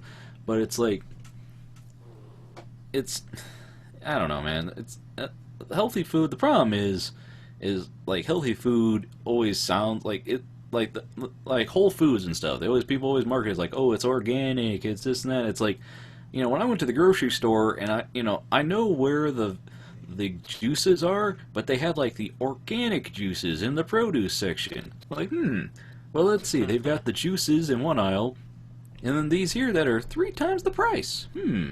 Well, gee. I don't know, man. But I mean, I guess if you really wanted to try to start eating healthier and like preparing more stuff, like you said, you wouldn't mind if you made stuff like another day and then just had it like in Tupperware or whatever. But it's just trying to find a time as long to as do I that, can have it, as long as I can have like a package of stuff ready. Like that's why I fix TV dinners. I don't like the food, but I like the convenience of pop this in the microwave for while I'm doing something else. Come out, I've got a meal. If I could get stuff like that wasn't prepared that crappy, like if I could, like if I spent a day preparing lunches or whatever for the rest of the week, maybe, but that's a job, and I don't, I'm trying to do other things. Ben's I don't know. I mean, I remember the microwave is just as important as the light bulb. It's just important discovery or invention. I mean, I don't know, man. I mean, it's like when I was in college. The thing was in college we did a lot of walking because you had to walk to class, then you walked around the whole building all day, and then you get back to the apartments, and then you have to walk around there to see everybody, and then I would eat at Subways. There'd be like Pittsburgh had like 6 Subways. yeah, within like, the whole city. So like I was at every one of those. They recognized me after a while. Like, oh hey, it's you. Yeah, I'm Subway guy. Like the thing is, Taco Bell is my favorite fast food restaurant, but the nearest one was driving distance away. Like I couldn't just walk to it. So like when my parents would come by and I'd pick up groceries, for their visit time. Like that's where I would go. But when you're in Pittsburgh, it's like just walking around all the different subways, and you walk and you get used to walking. And I wanted to get on like a walking regimen here, but there is nothing within walking distance, and from where I live now, and that's the problem. Is like I tried to walk to like a Taco Bell one time with my dad, and we thought it was great. We got there, we ate, we're like, okay, let's walk back. We got about a quarter of the way down there, and we're just like, what a fun of the ride. I kind of don't. You don't want to walk after eating. This is too long. This is excessive. well, that's why Like I about a being- mile, maybe a mile and a half at most. But once you get like 2 miles, it's like, don't walk that. What's wrong with you? Yeah. You will die. Well, that's why I like being in Kent, because there's like a Burger King across the street here. There's a Subway, Domino's, and McDonald's, and they have a Mark's being built here, like right next to me too. Yeah, But- I just. I I don't know, man. if you don't mind me saying, I was gonna say that I remember one time I was walking. I had a Subway when I was going to school in Pittsburgh, and it was like in the city, so I had like a foot-long sub, and then I was walking back, and then like by halfway there, my stomach started gurgling, so I had to like crap really bad, and then so I had to like it was real hard walking back, and then once I got in there, I just went to the bathroom with like my coat and everything still on, just went right to the toilet. Yep, I've been there. Some people don't understand, man. They're like, oh, hey, you want to do something? No, we have to do something. You're like, Yeah. my body. Whenever I go before I leave, I usually like basically train myself like I have to go to the bathroom before I leave, just because nothing sucks more than being out on the road and going, oh, I gotta go. So Yeah. like I'm conditioned to where like even if I've gone to the bathroom, and then like if I'm with somebody, and it's like, okay, I'm gonna go to the bathroom. I go to the bathroom, and then they take their time diddling around doing something. It's like, okay, let's go. And I'm just like, hold on, I gotta go again. I know I just went, while my brain is like, no, we don't want to be stuck in the car and then having to go, oh no, oh. It's Well, yeah. I mean, this is probably a generalization, but I bet it's probably you're probably healthier with that because you're a vegetarian, so you get a lot more roughage in your diet. I'm pretty But regular, I will say that, but I'm also very efficient. Like, I go in, I take care of my business. I'm not in there very long. yeah, Like, I know, you've known people that, like, when they go to the bathroom, 20 minutes later, you're just like, are you done? What? Are you reading a book in there? Yeah, I well, don't know. I go in, do my stuff, and like, I'm efficient. I go in, I get the stuff done, I move on with my life. some some people know stuff gets complicated. actually, I used to be like really bad with that because, like when I was in high school and then going into college, I could go without needing a crap for like 6 or 7 days. And it was like really unhealthy. No, no, that's not good. That's Yeah. And actually I'd that's be a in there thing for like with an the hour. well, that Mike Jevons guy, he did a diet where you're supposed to lose a stone in a week, which is 14 pounds, and he uh, he did it, and he realized by after a few days he's like, I haven't gone, I haven't had it yet, and as it went on, he's like, I'm really hoping I can go. He went like a whole week without having a poo, and that would scare me. Like, I don't know. That's not good because that stuff can get impacted and Yeah. cause all kinds of other problems. So, But what although I've realized I don't is know, the thing go that ahead. helps is drinking a lot of water too. Well, see, my thing is I don't eat a lot. I drink a lot. Like, I drink a lot of juice, and I drink beverages a lot. Like I guess since I don't get a lot of good food, I just savor drinking. It's like, yes, juice. Oh, it's Yeah. so good. So, but like that's like I was thinking the other day. It's like I don't go to bars and anything. Like I don't have I'm a lot of people they go and they just get loaded. They spend all night drinking with their friends or whatever. It's like I don't do that. But like if a juice bar opened up where they had like fancy fruit cocktails and you know stuff like that, I'd be there. I fully admit I would be stuck there drinking like here's some pineapple juice with a special mix of this and that. Like oh, it's got some banana in it. Of course it does. Just I didn't say stop pouring. Come on. Yeah. And for So, those who don't know, for some reason, um, what is it? What's that orange juice called? That's like for kids. Sunny D. Yeah, You Sunny mean D. you That is mean not. you mean That is not that's juice. not you mean the orange sugar water for kids? It's Yeah, that's don't what get it me is. wrong, It's I sugar drank water.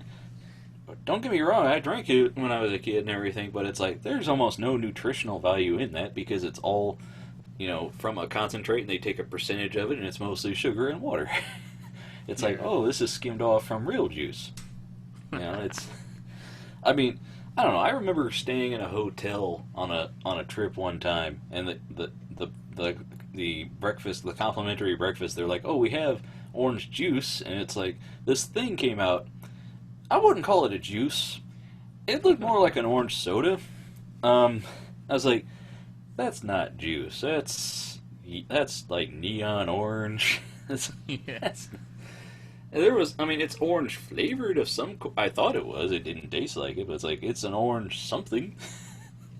I don't Yeah. know, Well, I think but yeah, technically, even if it's like it has a lemony taste, I think isn't that technically Mountain Dew has some form of orange in it or whatever, like the yeah. original Well, flavor. the thing is, when Taco Bell was offering the Mountain Dew AM, that's basically Mountain Dew and orange juice, and some people are like, "Ew," and it's like Mountain Dew is made of orange juice. It's in there. It's not that. It's just more of it now. Yeah. So, if they offered that out here, I'd try it. But yeah, the thing is, I prefer the simply orange, because it's like actually juice. But like I get that, and then I've tried some other stuff. Like I had the simply cranberry, and holy crap, like it. Like I had the same problem when I got the tart cherry juice that I've been trying to mix with stuff, where it's like you think, oh, I like natural juice flavors and everything.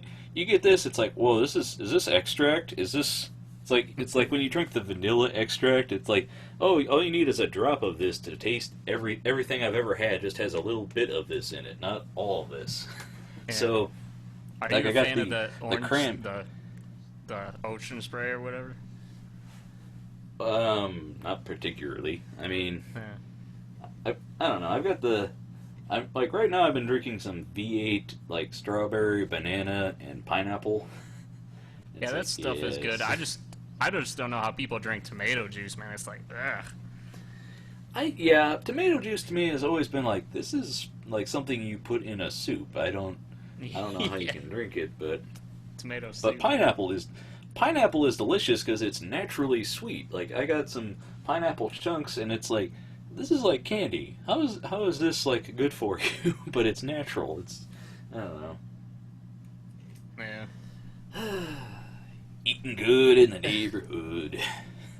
Yeah, as far as like orange juice goes, I try to drink ones that say that they're like 100% orange or whatever, and like I don't know, like that Tropicana or like the Minute Maid. Yeah, orange juice, I Tropicana guess. is usually pretty good. I mean, I think Simply Orange tastes the best because it's the smoothest. Like Tropicana is like. Also, you get the rating of pulp. Like when I would get the Simply Orange, and I always go for the one with calcium, but nope, like the lowest pulp. Like they have like degrees of pulp. And it's like who wants some? Who are these people that get the pulp and they want to chew it? Like that's not orange juice. Just get an orange and eat it. Yeah. That's Did you ever not how you get the juice. try making orange juice before, like with the actual thing where you like twisted it on That little that twisty nub or thing, whatever? yeah. You never get enough out of it. It's more No, efficient hell to put no. it in like a juicer, but it's like after that, at that point, it's like, why am I making all this work? I will just buy it. Somebody Yeah. else did this. I don't know. I remember. I was also this weekend. I was watching some more YouTube videos, and I was watching one on Chuck Jones, and he was talking about this cat that they took care of when he was a kid, who loved grapefruit. I'm like, that's just weird. He's like, he would go at this grapefruit like crazy, and then he'd like walk out on the beach with like still wearing the peel on top of his head like a helmet. Yeah. I don't know. Well, Grapefruit has like- always been like no. It's like I've never cared for grapefruit. I don't know. Yeah. It's always very strong. And it's like that's all right. I'll take your sweeter tasting cousins. Thank you very much. Well, isn't like oranges, lemons, limes, grapefruit, and like even pineapple, aren't they sort of like all in the same family or whatever because they all have like a lot of acidity? Citrus. Yeah. Well, they just keep you from getting scurvy, which is pretty awesome. Actually, I think I need to get more dairy in my diet. Really, it's just I don't know. I mean, I don't really want to chug milk, but it's like I don't know. Well, Gotta figure out what I we need could to do all to get more dairy in my diet. we could all get a lot of more in our diets probably. I mean, like, but then again, I mean that like that food triangle or whatever, doesn't that like change all the time? Well, I mean, it all depends. Like, I mean, as a vegetarian, I'm not eating certain chunks of it, so I've got to figure out how best. Like, I don't know. I'm always kind of paranoid that I'll be eating a diet of something I really like, and then after a while, I go, oh no, I forgot this one thing. Now I have osteoporosis, or now, because it's like I got, as I've got gout, it's like, well, I got to watch for certain things I can't eat, and some stuff they say I should eat a lot more of. So, I don't know. Fun times. Eating stuff. Eat. It is pretty nice though. Like I have some family out in California, and like in their backyard they have like orange and lemon trees and lime trees. So they would. I remember they would make like fresh squeezed orange juice and stuff just from their backyard, and it's pretty nice having that, nice and fresh. I've known people with like avocados in their backyard, and it's like, yeah, those don't stay very well. Well, I mean, it's like I don't having know. an apple tree that's that's okay, I guess. I mean, but it just gets to be too much work once you want to start like having everything back there, you know. Well, around here, it's like, you see every summer the places they sell like, oh, you can buy peach trees and pear trees and all these stuff. It's like, yeah, you get that, but you won't really get any fruit off that for at least a good 5 years before it's really bearing anything. I Yeah. mean, around here there's a lot of crab apple trees, but real apple trees, no. The dirt around here sucks. Oh yeah, that I that don't know. reminds me. I should have had this in a news article, but did you hear that website Pornhub for every video that's gonna be like made or watched? I forget, but they're gonna plant a tree or something for it. Yeah, I heard about that during Hollywood Babylon on the Smodcast Network. They said, I think it's for like every 100 or 100,000 or some number, but it's like, it's all right. There's gonna be a lot of Go trees ahead. then, man. Yeah, well, It's gonna be a jungle everywhere. welcome to the jungle. We got fun and games. So, yeah, Uh, I don't know, man. Internet. So it's about 8:30. You want to start doing some trivia? yeah, that's what I was thinking too. I was looking at my watch. No, I'm just joking. I don't have a watch. Who wears a watch anymore? We're sitting at our computers. I'm pretty sure we have the time looking at us this whole time. It's this time. You must do something now. Be productive. Live a life. You're a loser just sitting there. Well, you're really judgmental, Clark, aren't you? So Oh well, we'll bring them back by having smartwatches though. I have my phone. I don't bother wearing a watch anymore. I don't know. It's interesting. As a right-handed guy, most people who are right-handed wear their watch on their left wrist. I like to wear mine on my right.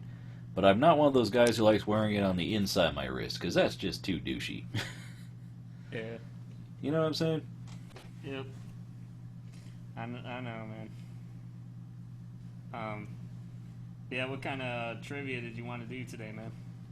I got the ones I got done so far is I have animation, comics, games, movies, and technology. Well, what do you think would be like? Let's try and do something that would get it out of the way, because, for like something that we would know, but the other, like when we have the guests on, they might kind of not know. So So like something that's easy for us or whatever. I don't know, something that we'd get it out of the way. Like, I don't know, because I mean, Doug and your friend coming on, like, what do they know? what do they These are all 100 questions each. So yeah, we're good for at least half a year with these. So like we won't run out of any of these anytime soon. But I mean, I don't know. Did you want to do like an animation one? I have some questions in That there works. about animation techniques or whatever. That works for me, because I've been thinking and studying animation a lot lately. It's like thinking about it. Yes, director, great. Oh, so that's what he does. Oh, that's crazy. Oh, that's a lot of work.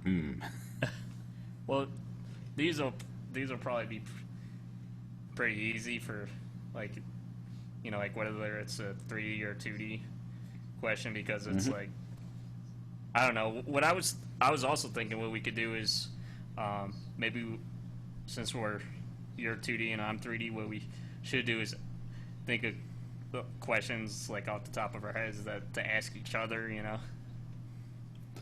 I thought you were going to say what we should do is we should have a sitcom where we're trying to be roommates. And it's like Felix Unger. Yeah. Do-do-do-do-do-do. Some of these are a Okay. little bit easier because it was hard to find ones that are like, especially for 2D for some reason, it was like hard to find ones that are challenging. They're more just like sort of like really easy, like more mainstream type of questions. I mean, it's like, well, like the real hard ones, then it's like the people that know all those are busy doing their own stuff anyways. Well, like the hard, like 3D is going to get all kinds of technical questions, because it's like, well, you have to make everything in the world. It's like 2D is like, well, it's drawing it. There's, I don't know. Yeah. Go ahead. Just bring on the yeah. questions. Bring them on. Hold on, let's see what... Bring it on, Trivia is. Monkey. Bring it on. Okay, hold on.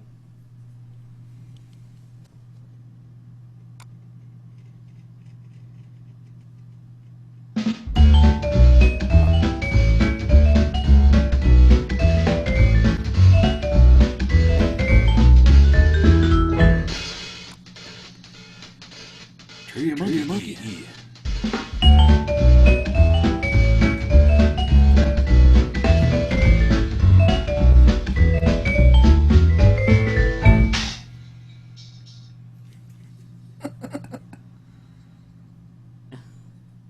Yeah, I'm enjoying that I one. liked it, man. That's probably my favorite one out of those, the ones that I had.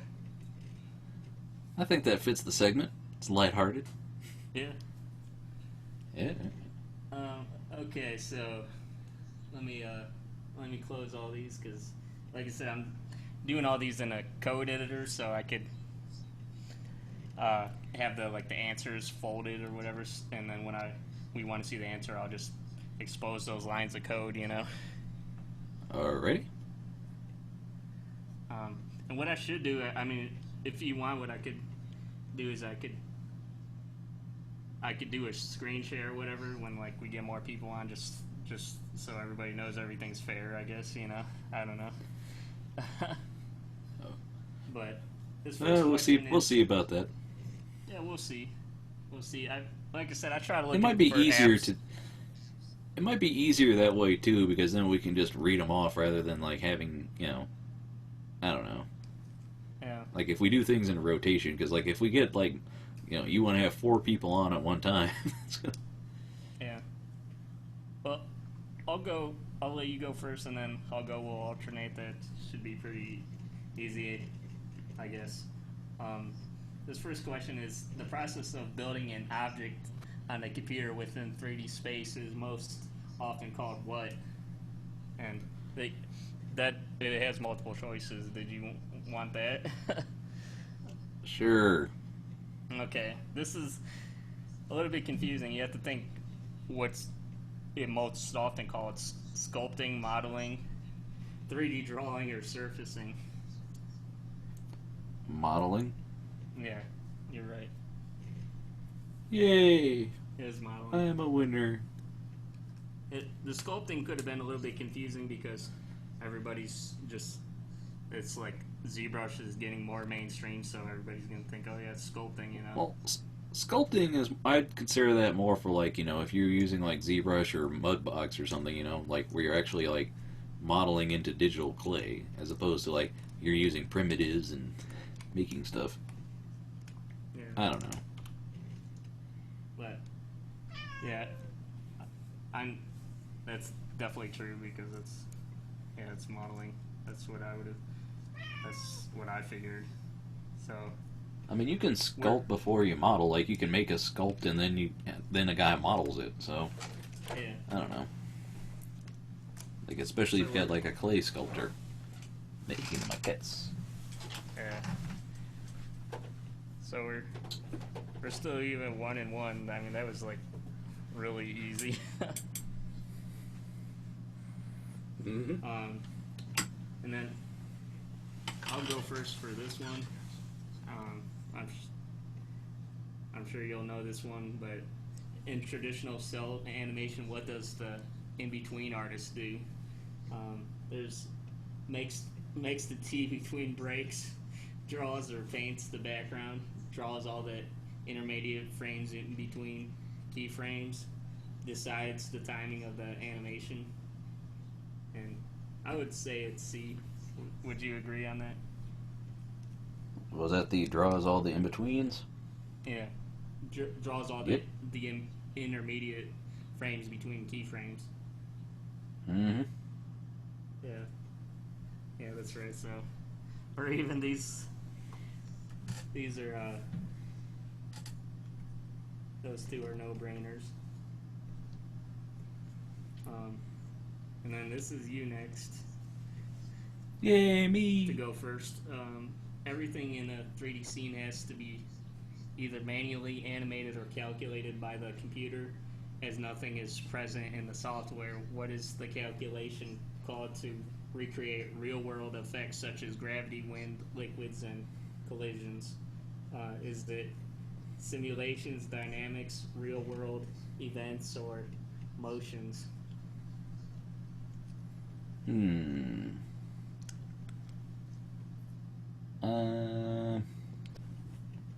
Dynamics? Yeah, I think it's dynamics. I mean, simulations is like that. I was gonna say physics, but like those kind of answers are like you can evolve depending on which studio you go to. Is gonna we call it this? Well, we call it this. Those are all just kind of names. Yeah.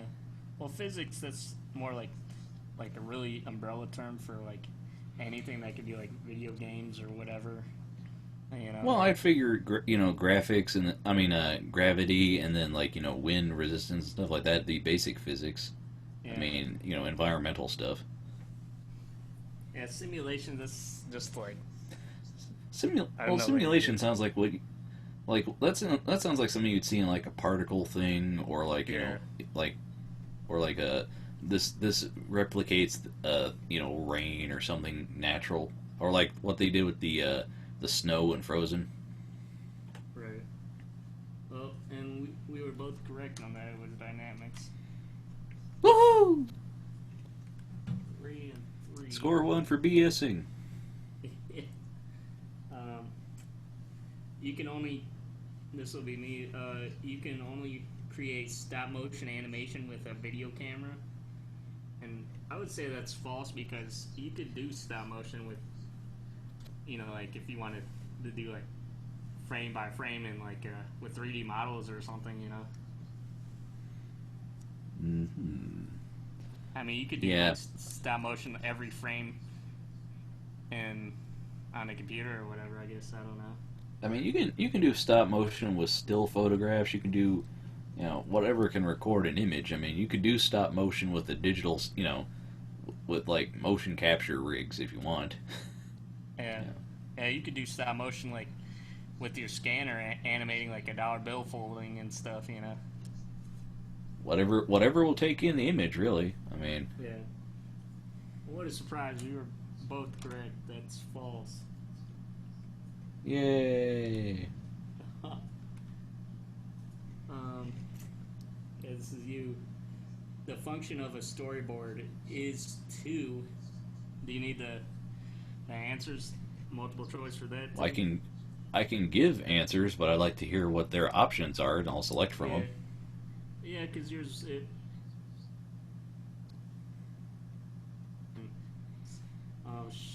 Show how images will be rendered. Give moviegoers a guide to a film. Brainstorm new ideas for animated presentations. Guide the production of an animated presentation.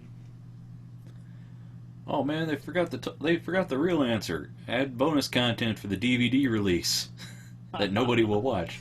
Yeah. I'm gonna go. Yeah, I'm gonna say guide. The last one. Yeah, guide the production of an animated presentation. There's lots of reasons to have a storyboard. It's the framework. Yeah. But it's like if you're pitching it, you want to do a storyboard before you do a whole animation for it, because it's like, well, we're not going to do that. Well, I already spent $6 million. You know what I mean? Yeah. And I would agree with that because, C is sort of close. It seems like it's a brainstorm new ideas for animated presentations, but. Well, it depends on how they work it. Some studios actually do scripts.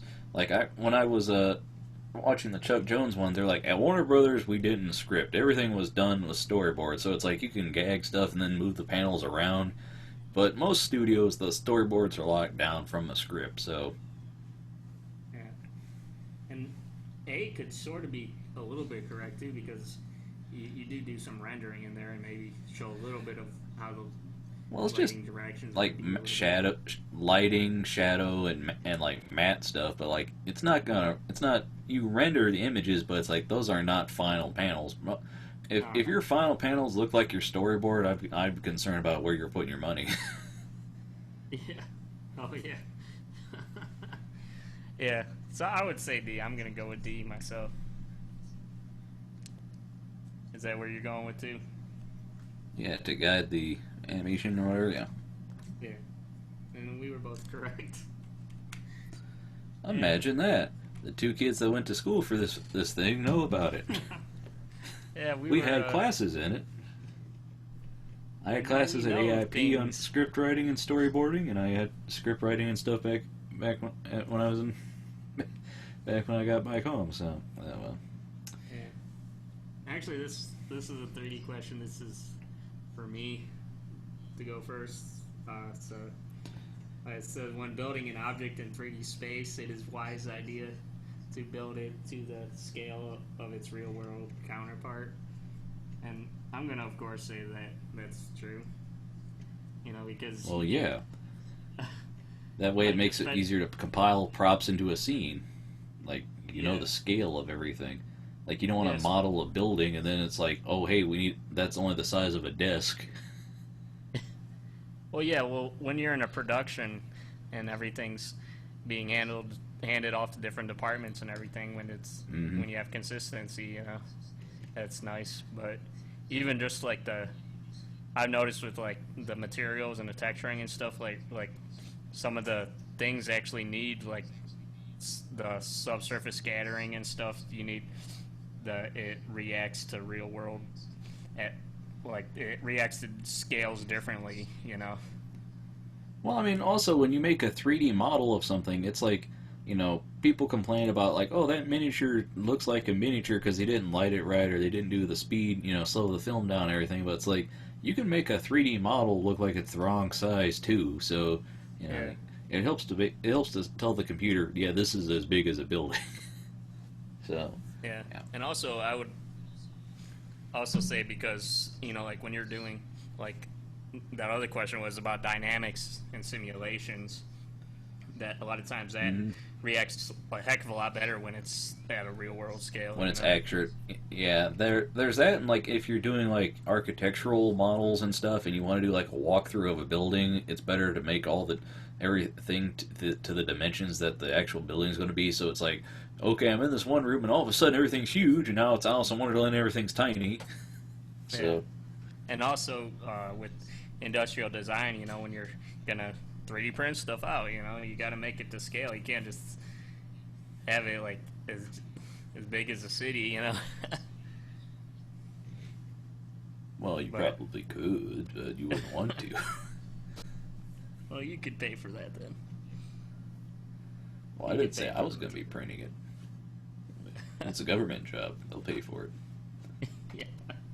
So, yeah, I would say that's 100% true. We were right.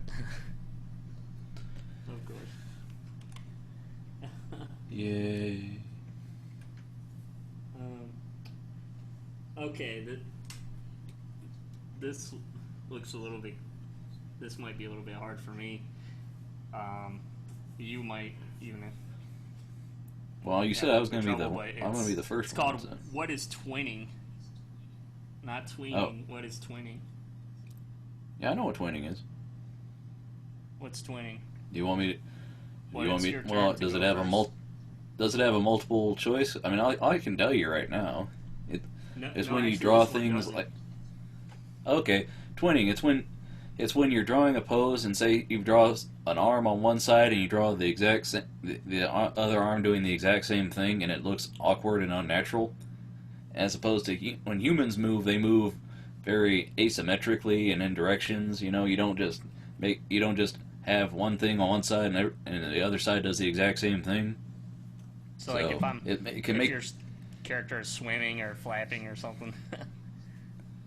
Well, like the example they did is like it's very easy to, you know, you want to show a dynamic pose of say Mickey Mouse with one arm reaching out, but like a very twin and static pose would be like, you know, like both hands are on his sides, he's just standing there and it looks flat like a cardboard cutout.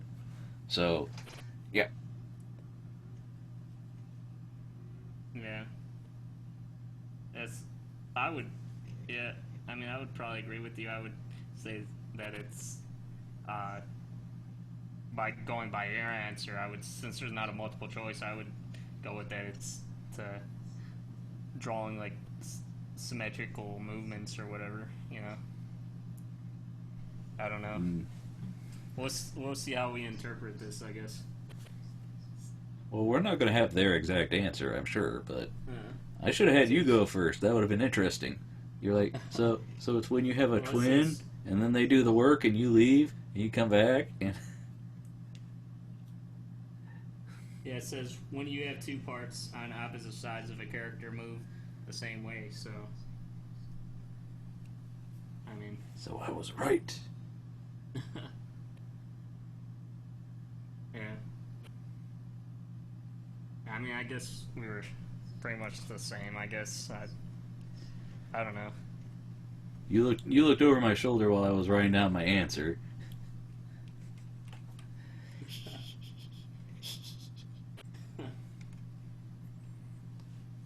I don't know how we're gonna have a winner with this one because we've both been right on everything. So. Yeah. Okay. What this? I'll have to go first on this one. What is stop? What is stop action animation? Give an example.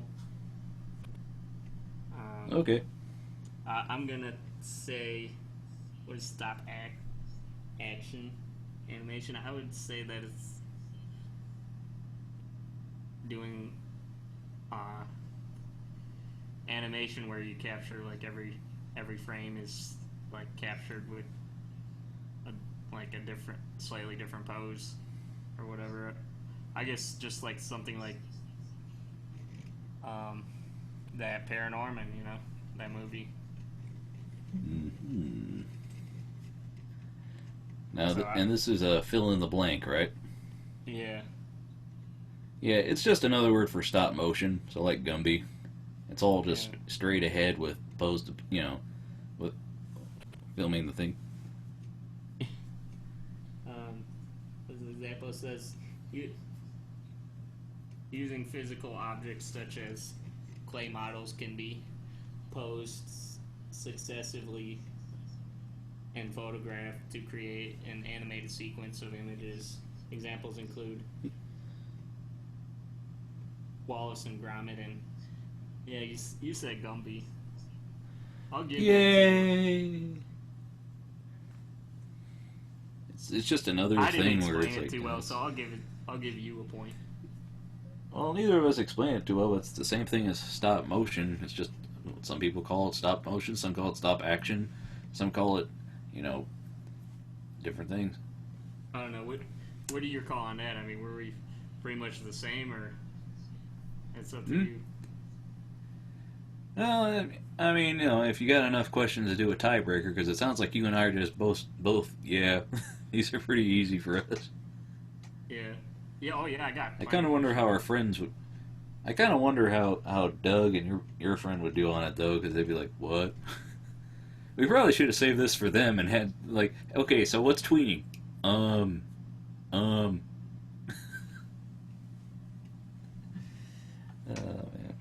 Okay. This one's kind of hard. Actually, I'll give it the point to both of us because this one might be determined if both of us are, you know, like If we're still tied. whoever gets ahead, you know. All right. So yeah, we're both 8 points. This one, and you could go first on this one too. It says name 3 advantages to pose animating. 3 advantages. Yeah. Well, let's see.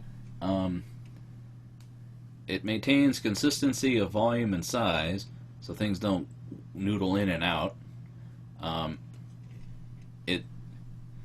It can be cheaper to produce because well, I don't know if I want to say cheaper, but it's you plan everything out so it doesn't have too many surprises. You know where everything's going, and it's also I'm not gonna say easier, but it's easier to you come in, you do the work, and it's done. rather than like you kind of don't know when it'll end. You can kind of get lost doing uh, um, straight ahead animation. Right. Oh yeah. Yeah, that sounds good. I the only one that I would say that I remember was the volume one, and I do remember the one where you said it's like it's you know where when it's gonna end versus like the forward animation where you have no idea where you're going pretty much. I mean, you could say it's cheaper to do pose to pose. I mean, just because you're basically taking a storyboard and animating the beats, so you've got the accents of the storytelling pose. So if you have the budget to fully animate it, you wouldn't notice it too much. But television animation is largely done pose to pose because it's like they only have enough money to do the beats. So it's like here's the pose and a little bit of animation, here's the pose, versus like full animation is just like straight ahead everything. So. Okay. Well, I'm gonna give that. I would say I'm gonna give that one to you because I didn't know him. The This one was weird because it gets fill in the blank like you said. But this one says you get better volume control. So we both got that one. But it says the second one was you get stronger poses. Yeah, because then you're basically doing the poses from the storyboard that tell the story rather than whatever you fall into when you're straight aheading. Yeah. And then it says it's easier to tweak your animation since you very early on get a feel for how it moves. So. Yeah, because I mean, if you're straight aheading it, you're basically drawing 1 to like 300, and you might when you're pose to pose, it's like the middle poses, and it's like, well, this middle pose isn't working, so I'll just get rid of it and redo it. Versus like, well, where's the key pose in the straight ahead that I can change? It's like I have to rejigger the whole thing. Yeah. So. Well.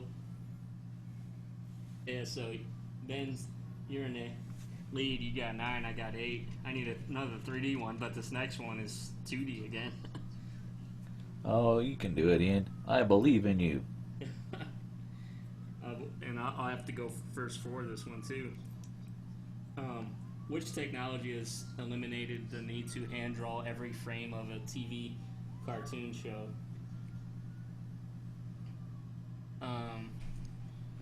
Hold on. Light-sensitive cell substrate. Mechanical copiers, computer animation software, and then it says GIF files.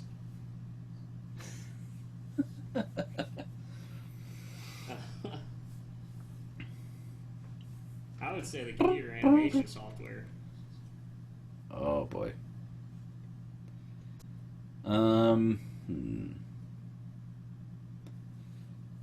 That's the only thing that sort of matches. I mean. See, I would say from the way they phrase the question, most productions are using like cutout animation and whatnot. But I'm gonna say computer because like when you say computer animation, I tend to think CG, characters, but it's like you use Toon Boom is a CG program. I just that's worded weird, like I don't know. Because, I mean, Family Guy isn't puppet animation, but it is done in Toon Boom and it's done digitally. So, yeah. Right. Well, I think there's saying, like, how the computer, like, because you could get away with for doing, like, almost every other frame or whatever because the computer could fill in things. To some degree, depending on... Yeah. I was thinking that I was thinking it was going to be... cutout was the thing because then the computer just does all the easing and everything. But like Right. the way they phrase it at the beginning, I thought it was going to be like, why don't you have to redraw backgrounds? And then I was going to go, oh, cells. But then it's like, why don't you have to hand draw everything? Well, I guess computers. Yeah. Wiggle fingers, computers. It's like there's a lot of stuff in the computers. How? Yep. let's see if we were right or wrong. Yeah, we were both right. It was computer animation software. That's such a vague answer though. It's like computer animation. It's like, yeah, I went and studied how to do Maya, so then I can go do a TV series. What TV series uses 3D puppet characters anymore? It's like it's too expensive for a TV show. I don't know. For most shows, anyway. Questions.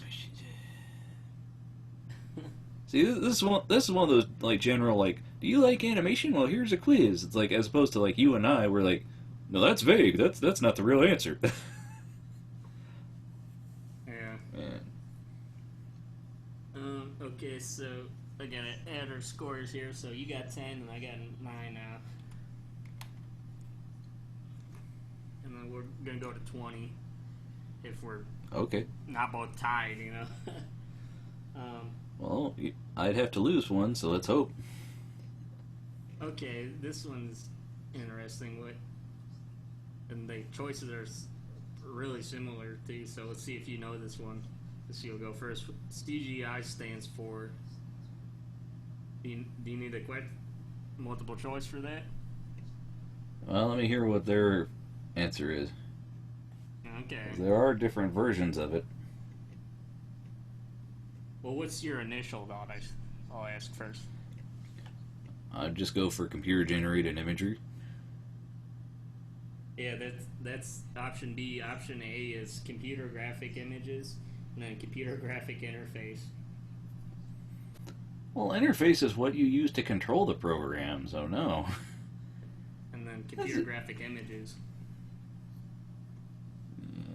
And computer-generated graphics. The thing is, though, I've seen people, use both of those, but it's like, one is so commonly used, it should be the standard nomenclature, or whatever the word is for it, Yeah. So I'm going to say computer-generated imagery. Yeah.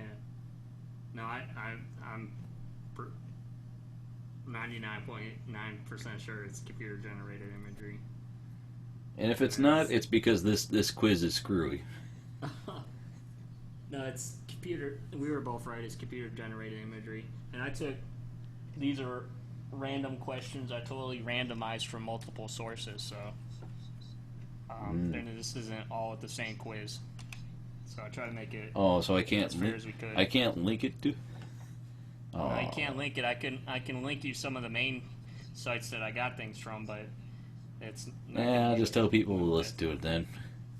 Yeah, I just figured it'd be easier for everyone, All right.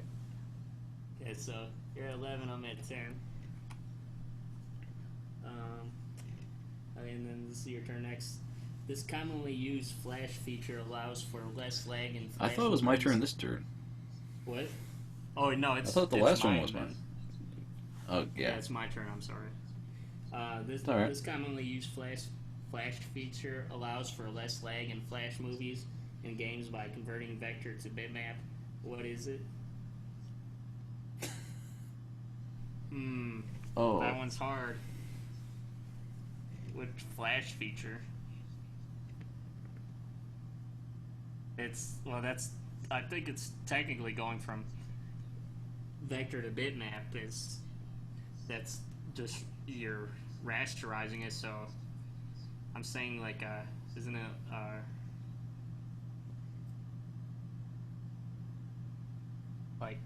right? I don't see how rastering prevents the lag. Doesn't it prevent less lag to stay in the vector format? Doesn't rastering cause problems? I mean, doesn't it? I don't know. I'm gonna say rasterization. Rasterization. That's what you're going with. I'm gonna say raster compression, I guess. Let's see who is right, if we were right at all. We were both wrong on this one. This one was called bitmap caching. What? Yeah. Caching. I mean, That's what it said. I can understand putting a bitmap in a symbol vector. It doesn't make sense to me that this saves you lag by turning it into a bitmap? Is this so it turns the vector into a bitmap? Why would that save space? I mean, I don't know. I don't know. Bitmaps do kind of take up a lot of calculations depending on the kind of the kind of vector they are. The vectors might take up more space. I don't know. I don't know, man. We're both of us just like, this doesn't make any sense. Let me look at the wiki real quick to see if it says anything about that. That just sounds like a technical thing that like artists. Yeah, I think they made that up. I swear. I mean, that's what the answer is. I mean, I can understand caching to an extent, like you've got a library of symbols or things that are going to be bitmaps, but like bitmap caching? What? What does that even... Huh? I don't know. Alright, so give me one, Ian. Okay, this one's a 3D one for you. Once the character or object is built in the program, what is the process called of adding color, reflection, transparency, translucency, and roughness? And I'll give you the... Do you need the options for that? Yeah, give me the options, because you can very easily call it different things, I think. Yeah. Okay, it's depending called... on... Yeah. Depending on who you ask, I guess. Who's saying, like, what is this department? Is it this, or is it that? The options are coloring. They have sculpting in here for some reason. Texturing, and then airbrushing.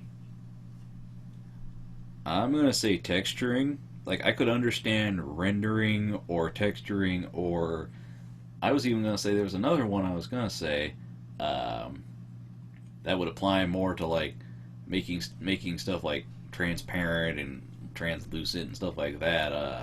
Yeah, it was weird they started using those terms for it. Like, that's not really text. Like, bump mapping, stuff like that. I could see, like, or like baking, different stuff. Like, I don't know. Well, I like, that's not really general terms to the various like material things, like material properties, I guess. Well, they're trying to give general terms, but like a lot of these are like, no, that's not what that is. That's like, you don't make something translucent. That's the material. That's not a texturing thing. That's in the material. That's if you want to make it like a pattern or something, I could see, or I don't know. Well, yeah, that's the material. You're right. When I hear texturing, I think of like when you're actually making it in Photoshop and you're unwrapping it and stuff, skinning it. Yeah, I think of like either like Google Earth when you texture a building and you like take the picture and like make it fit to the geometry of it, or like yeah. I don't know. Like, that's a material, that's something that's built into the program. That's, that's a thing you fix in the interface before you texture it. I don't know. Yeah. But since these are supposed to be for, like, anybody, not just people in our thing, so I'm going to assume that they're going to use texturing as an umbrella term for that. Yeah. Well, I mean, that's the thing, is like, you and I are sitting here going, but that's not what it's called. Yeah, I know. That's like the kid who gets the book of Hollywood terms. He's like, hey, let's pan and zoom in. Shut up. like anybody, whenever they go, okay, let's pan in on the guy's face. It's like, panning is left to right. Zooming is what you do. You might crane in. You might truck or trolley in. Panning is strictly left to right. Oh well. Yeah.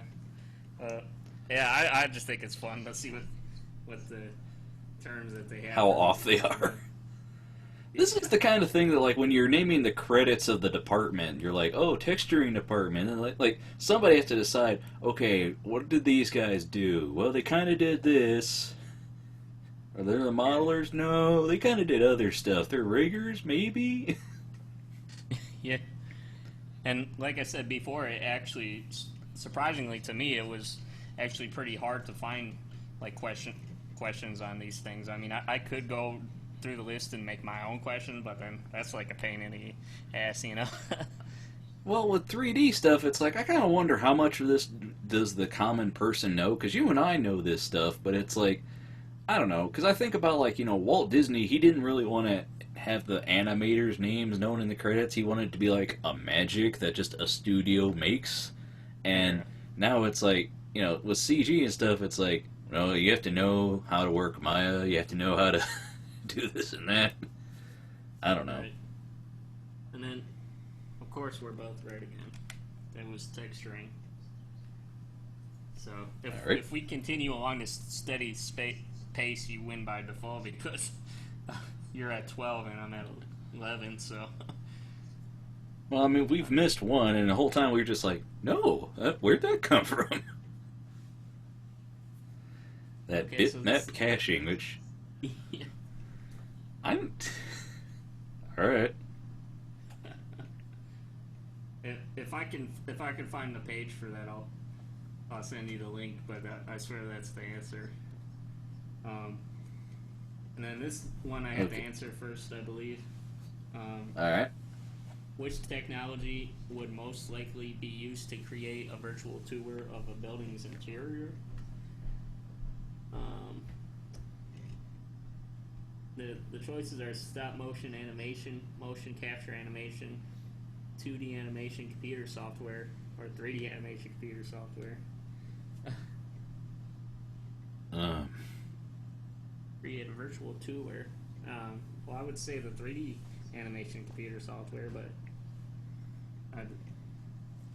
Well, I mean, that's very vague, because they're like computer or 3D is a computer thing. It's the same answer. I mean, I guess, I don't know, I'd say 3D too, because that way you can move in and out of it. I mean, you can do a tour of a building in a 2D animation, but it's easier to do when you model it and then just zoom in and out. yeah. But then again, even like those panoramas that I do, like you could put those in like a QuickTime movie or like a Flash thing. And Yeah, look QuickTime around it VR. Yeah. Yeah. They consider that a virtual tour, and you don't even touch a 3D program at all. Yeah, but that would still be that'd still be a computer thing, and like Yeah. I mean, Oh, you're definitely I don't know. right. I just The vagueness. yeah, I'm gonna stick with the 3D though. yeah, me too, because that seems like the most. Oh well, you'd move around in 3D, obviously. No, Yeah. there's a lot of. On a side note, do you remember those games that were like, it was like all pre-rendered things where you like moved around in the game or whatever? You had to like solve clues and stuff. Oh, Game, I you mean guess. adventure games? Yeah, Yeah, sort where of. like you Like, you click like use this on this, and then it cuts to a cutscene, and occasionally like maybe a QuickTime event. oh yeah. So But yeah, I remember those games like back from like the late '90s or whatever, where it just used like all pictures for everything, and you could move around in the 3D thing somehow. I guess I don't know. well, adventure games have kind of come back. Like there's Double Fine's been doing a number of them, and then Telltale they did the Walking Dead one, and they did the Back to the Future one. There's a lot of games like that where the characters move, but it's pretty much just like you're in an environment, click on something. Yeah. Yep. This next question, you go first, and I think you might be able to answer it without the options, but we'll see. A collection of computers linked together to render different frames of a single animation are referred to as what? You mean a render farm? That is one of the choices, yeah. What are the other choices? A render unit, a render herd, a render command module. A render flock of seagulls, a render crash of rhinos. Yep. I mean, it's a render farm. That's just like kid learned his term and like I'm just going to take the term and change a word on it, and all the kids that aren't hip don't know the word. Yeah. Yeah, I'd say it's definitely a render farm. And let's just I mean, get to the I could answer, understand maybe I could almost understand render server, but that's just stupid. No one calls it that. again, mainstream audience. Bottom of barrel. It's this. Yeah. I mean, I'm pretty sure. I'm pretty sure mainstream people understand almost. I mean, I don't know. If you have a computer, you might understand what a render farm does. I mean, considering the bottom rung beginning as a CG animator is render watcher. I don't Yeah. know. Okay, this next one it says um, rotoscoping is a technique when you, and that's a fill in the blank, but it gives you multiple choice. So it takes a series of photos to create a movement, use a computer to create a 3D image, trace from a video or file sequence a single frame at a time. And I would say that is the answer, but there's two more: move an object a little at a time to create the illusion of movement, use cutouts to make a cartoon. And then, yeah, I would say it was the trace from a video or file sequence, a single frame at a time, to make, Yeah, to do a that's mask or whatever. well, that's what rotoscoping is. I mean, yeah, the Fleischer Studios, they would take a live act. Coco the Clown was rotoscoped. They traced over a dude, footage of a dude. Yeah, we're both right on that one too. So yeah, yeah, it's like, well, we're both geniuses, aren't we, Ben? Well, we could both pass the standard entrance exam into. So, you want to learn to do 3D work? Well, it's like the commercials. They're like, "Hey, have you ever thought about making games?" Like, "I've lived games. Now I'm making them." And it's like, nothing in this video shows me that he has any real artistic talent. He's just really, really likes games. Yeah. Well, I mean, and not to toot our own horns, but I mean, it's like we've had so much experience in our areas of study that it has we have to know like a ton of crap that relates to each other. Well, it's like I didn't learn all this stuff. Like I learned some of it in school, but I learned a lot of it just by like watching like movie magic and stuff like that. Yeah. They're like, "Ooh, you render a matte shot." It's like, What's that? Green screen? What? Painting out wires? Which, and by the way, please bring that back, movie magic, that show. It's That was a on the good show. YouTubes. Yeah. It's only a few episodes though. Is the problem? It wasn't a very long show. I still believe our one professor in Pittsburgh. He had the same voice as the narrator. So every time he gave a lecture, I just wanted him to end it with, "And that's movie magic." Yeah. I'm like, please just say it. I will pay you.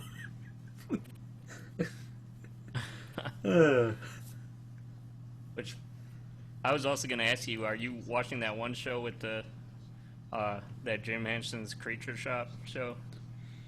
I've heard good things, but I haven't watched it yet. I don't know where I can find it. So Right. No, it's been pretty good. I haven't looked. I've heard good things from the people that watch it though. So Yeah. Um, this one's. I don't know why this one's. This was part of the techniques, but I guess sort of relates. I guess, but whose question is it? Is it yours or mine? it's yours. What was Okay. the first animated film? Like, at all, or Yeah. feature length? It doesn't specify, and this is you have to. There's no multiple choice for this. Well, that's pretty vague. I mean, like, what do you? I mean, there's a lot of examples. I mean, I'm gonna say Gertie the dinosaur because this thing has some very vague. I mean, I know there's a few things before that, but I'm gonna say Gertie the I mean, does it have any examples? Is this all just fill in the No blank? examples, and it doesn't even. Usually, most of these questions that I've put on here say like if it's one word or two words, but for some reason this one didn't. Yeah. Well, I mean, I mean, it's arguable you could say Gertie the dinosaur because there are other examples. I mean, I don't know. I'm gonna say Gertie though. What are you gonna say? I mean, if you want to say feature length, that's Snow White. So Right. Yeah, that would be Snow White, but I think they were just looking for in general to well, I mean, if like this is a something general longer audience than a question, they're minute. not gonna. Well, if the general audience is gonna fill this in, they don't know who Gertie the dinosaur is. This is like a deep question. Where like, oh, you must be a nerd if you know this one. Yeah. Yeah. Yeah, I'm gonna go with the dinosaur too. Let's see what we got here. Oh, we were both wrong. What was it? It was it was Phantasmagory by Ellie Cole. What? I'm gonna Google that. Entertain the audience. Phantasmagory.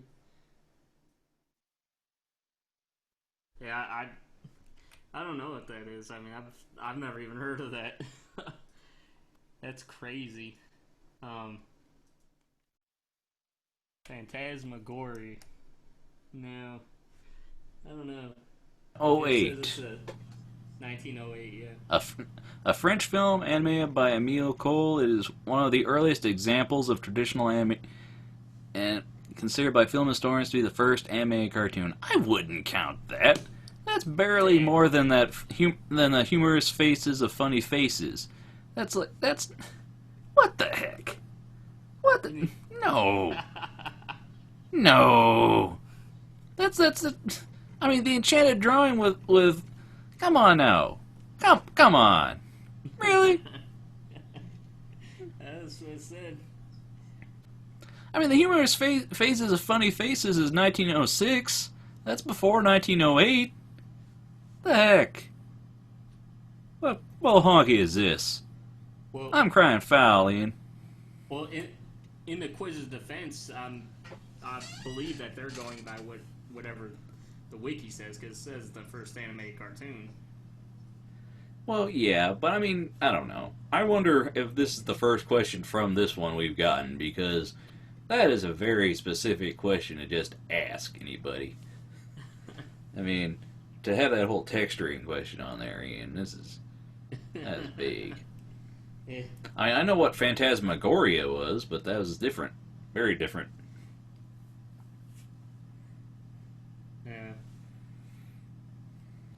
It is what it is, man. I mean, neither of us got it anyway, so. Well, I mean, we're gonna put that one with bitmap caching. I'm not gonna count that one. That's some bull honky there.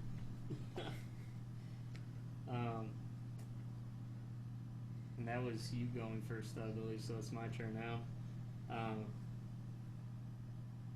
And you know, it's supposed to be my turn, but I mean, I know it just already reading it. It says basic shapes such as cubes, cylinders, and circles that are used to build an object and are called what? And the choices are primitives, pieces, shapes, and parts. And then, yeah, obviously I'm going to say primitives. So like the teapot in Max, and then the tree, and then yeah, primitives. You and I have said that word back and forth in the conversation today. uh, I hope I get this brain buster right. I mean, you've only been doing 3D stuff for how long now? What's a primitive? That's I probably shouldn't even know that, because I really don't even use them anymore, because usually when I start off a model, I just start off with like a point, and then I start building from that point. I start off from like a point or like a face or something, you know. What's a primitive? Well, there's different interpretations. There's when Gauguin decided to paint those the people from that island. There's the people that try and paint something very crude and don't make it look like crap. Yeah. Good. And that didn't even specify 2D or 3D. I'm assuming 3D, but 2D you could say primitives too, because you draw circles and squares, you know, for the understructure, you know. Well, I mean, you really want to be thinking of spheres and cubes to be able to move it, but yeah, I mean, you can do very flat graphic 2D animation. Just look at the dot and the line, you know. Yeah. So. And obviously, we're both right on that one.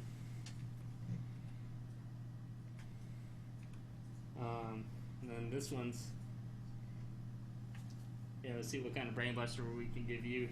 This one says, which type of animation does not have keyframes? Dynamic HTML, motion capture animation, 2D modeling, stop motion animation.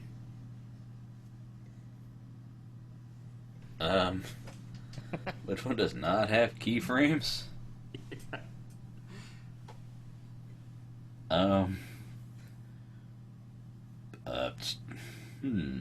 What are my options now?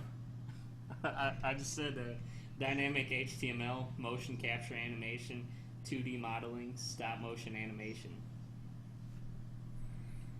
2D modeling, that's not even in animation. Well, I mean, neither is dynamic HTML. I don't know. I mean, motion capture just captures the footage. I mean, it doesn't make keys. It just captures things as it goes. But I mean, I guess it could figure out keys. But then stop motion is all straight ahead, so I'm going to say stop motion because that's no pose to pose.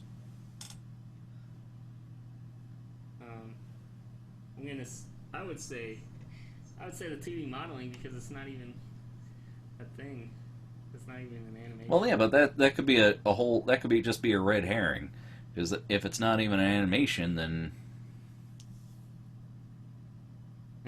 I don't know.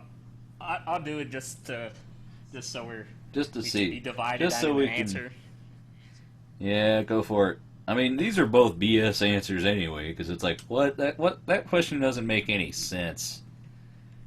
If I had a professor do that on a quiz, that's a bogus question. I mean, we have so many things where it's like there aren't any keyframes in motion capture because it's all captured. It's not like nobody keyed it out; they just filmed it. There aren't any. Show me who does a keyframe in stop motion. Nobody, because you can't. It's all straight ahead. Yeah. I'm just. And like I said, this is the best of what I could find, man. It's crazy. There's. Oh boy. We should. How about animation quiz? You know what? Forums. You know what I should do? I should just get one of my animation books, flip to the glossary, and have you describe what an answer is on it. Yeah.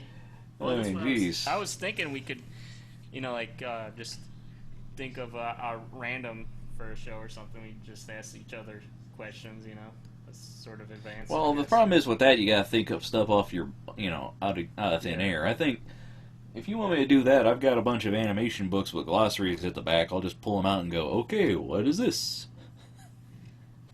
So, go ahead. So yeah, we're tied. That's actually not good because we're at 16 already. Yeah. I don't even want to read this one. Well, you better hurry up because it's almost 9:30. We don't have that much longer on the show. Did you say these questions were vague, right? Yeah. Okay, so They were vague until the first animated film, and that one's like, no, very specifically what, and it's not the right answer because Funny Humorous Faces, I know that one, and that was 2 years before. Well, prepare to be even more vague. This one asked, "What is animation?"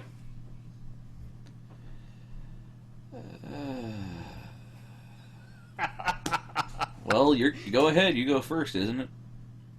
Yeah.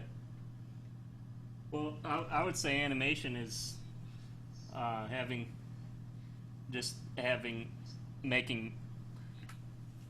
giving the effect of movement from like individual frames,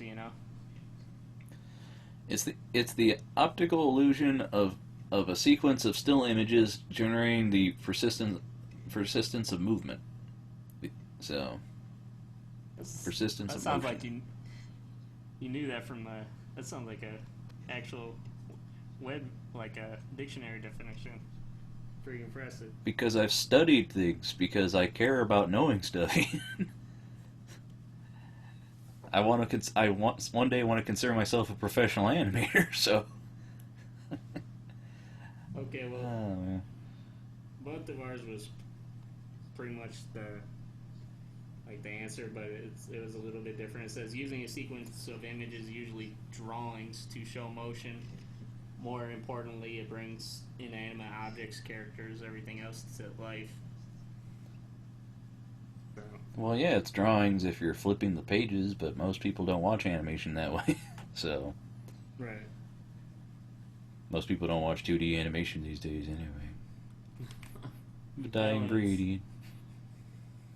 That one we shouldn't. That one is How do you read? What letter of the alphabet is this? Okay, this one is you going first. What are primitive examples of animation? Just in general? Primitive examples of animation. I'll give you the options if you want. Alright. So, motion capture animation and movie cartoons, stop motion animation and 3D modeling, the zoetrope and the flipbook, 2D and 3D animation. Both the zoetrope and the flipbook, that's not really...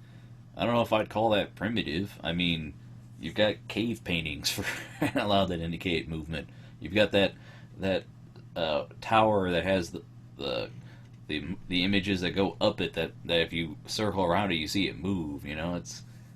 But yeah, zoetrope and flipbook. Yeah, I would say that too because that's like the other ones are The old. like more modern examples of those. No, I think motion capture was a primitive device back in the day. When they have their ancient computers run by guys on bicycles and treadmills. Yeah. Yeah, the zoetrope, that's like that circular thing, right? That gives illusion of movement with each frame, right? Yeah, it's either that or the one where you have the coin with the two different images and you flip it, but it's the spinning one, I'm pretty sure. Yeah. So. Okay, so yeah, the zoetrope and the flipbook, that's. Yeah. Before you breathe in, you must breathe out. No. Okay, so you went first on that one. This one I have to go first, which might be hard for me a little bit actually. This one says, how does cell animation differ from earlier animation techniques? And there's no choices on that one. Okay. And how does cell animation differ?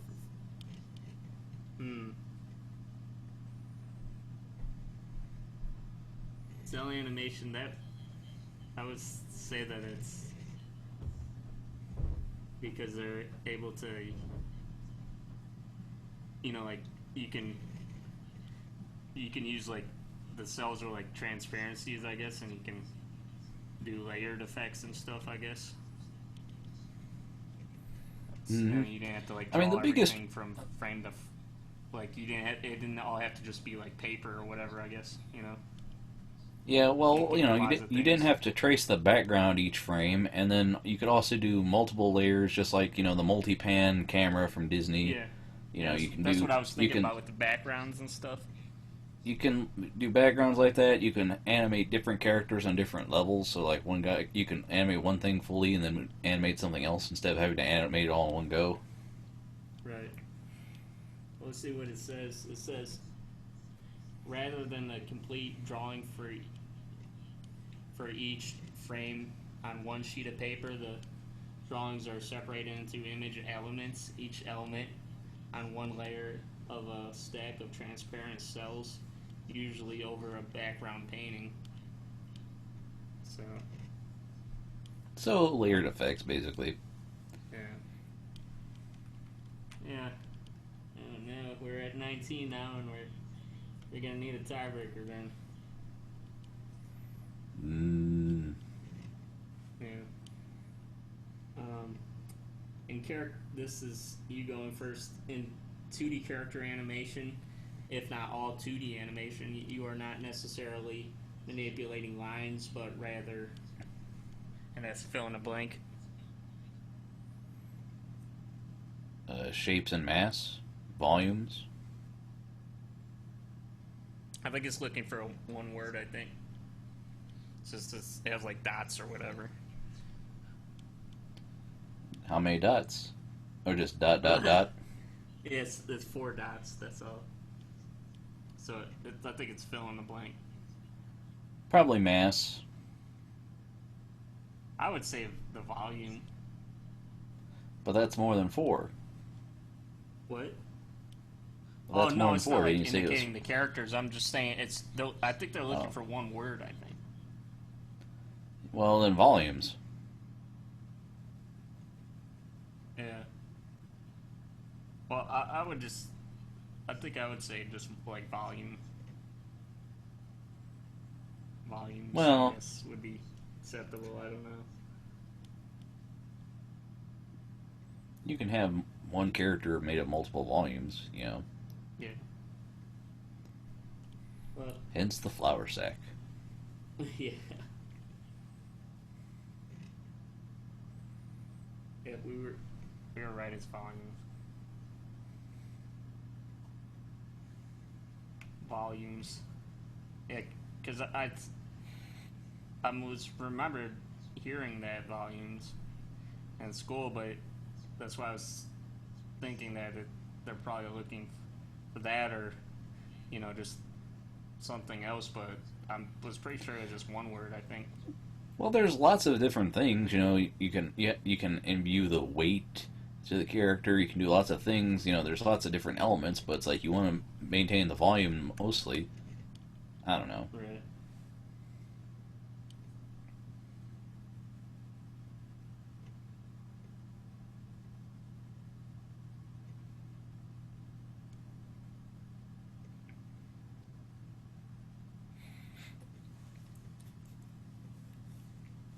Okay. So, how are we going to resolve this one, Ian? Knife fight in the street? I don't know what. Hold on.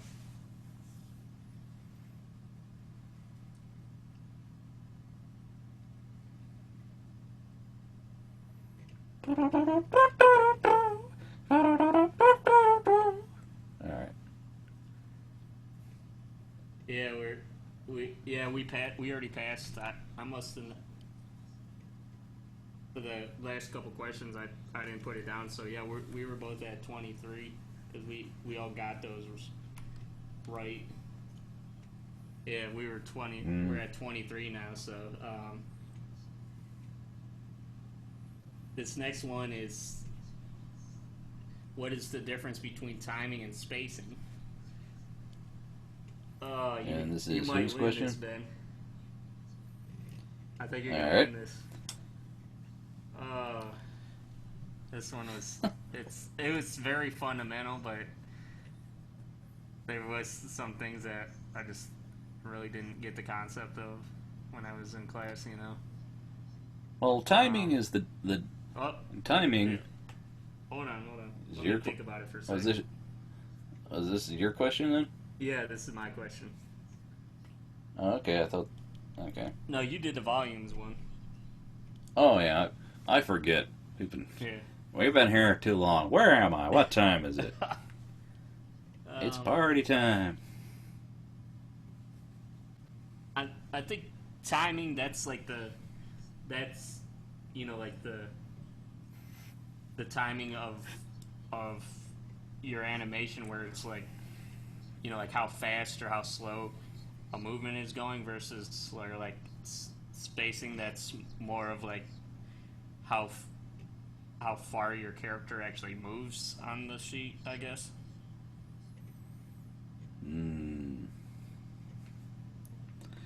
Something like that. With timing, it's it's basically how you put the frame order. You can put things on ones, twos, threes, fours, and hold things, easing in and out of movements, versus the spacing is how close the actual drawings are, so you can favor towards one thing, and then if you want to have a real snap, you can have just a big space. So, like, you can do an animation where it's the same spacing, but the timing is different. So you can have it, like, the example I've seen is they take a penny and they move it from one side to the other, and with the spacing being different, the same, but the timing's different, or, changing it up. Right. Well, it is the answer. It says timing is about the beat of the animation, the time you give to different poses, as well as the time you give the character to change pose. Spacing is more about actual space in the drawing, how far something moves between images. So, yeah, I think we, both of us, even me, I guess it counts, I guess. I don't know. That's what the answer they gave, so. Yeah, that's close enough, I suppose. 24.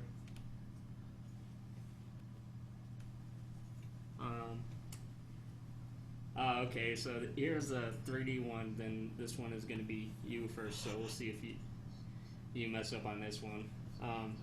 To create real-world reflections in most software packages, the reflection is usually made up of 3 parts. Can you guess which of the following is not part of the reflection channel? Actually, you might get it, actually. Specularity, transparency, glossiness, or reflection. Reflection?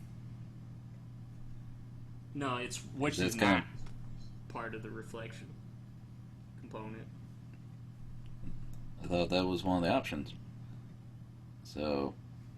Do you want me to read the question again? No. Read the answers can you guess again. Which of the following is not part of the reflection channel? Yes, I get that. So what were the options? Because you said reflection. I was like, is that one of the answers? Because that's what you're getting from all the stuff you put together. Is. I'm thinking they're looking for what is not like part of the reflection channel. I guess specularity, transparency, glossiness, or reflection. Well, transparency probably wouldn't affect it unless you're layering the amount of the reflection. But I doubt transparency would be a thing in it.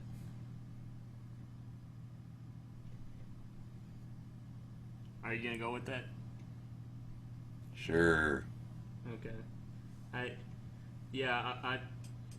know it's transparency because transparency, like the parameters of the material, it has nothing to do with reflection. The specularity, that's like how shiny the reflection is, and whereas glossiness, that's like how blurry it is, or like sharp it is. Like if you have chrome versus like a brushed metal or something like that, And then so what you're saying is we didn't break the tie.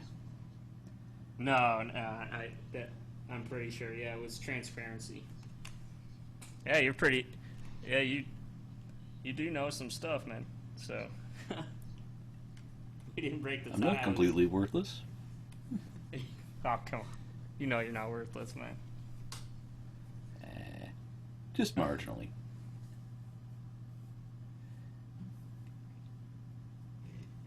Okay, so this one is me first. So this one says, which adjective best describes video games?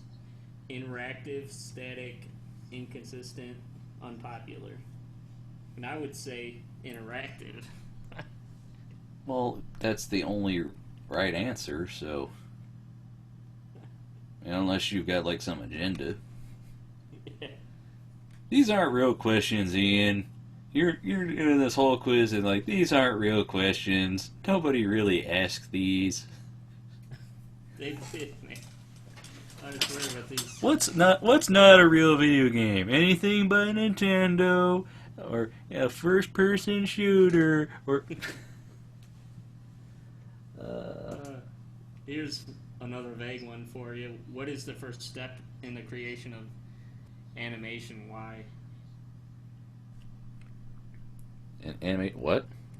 What First is step the in first animation. step in the creation of animation, and they want you to give it a reason why, I guess. The first step in the creation of animation? Yes. So, well, that's a vague question, isn't it?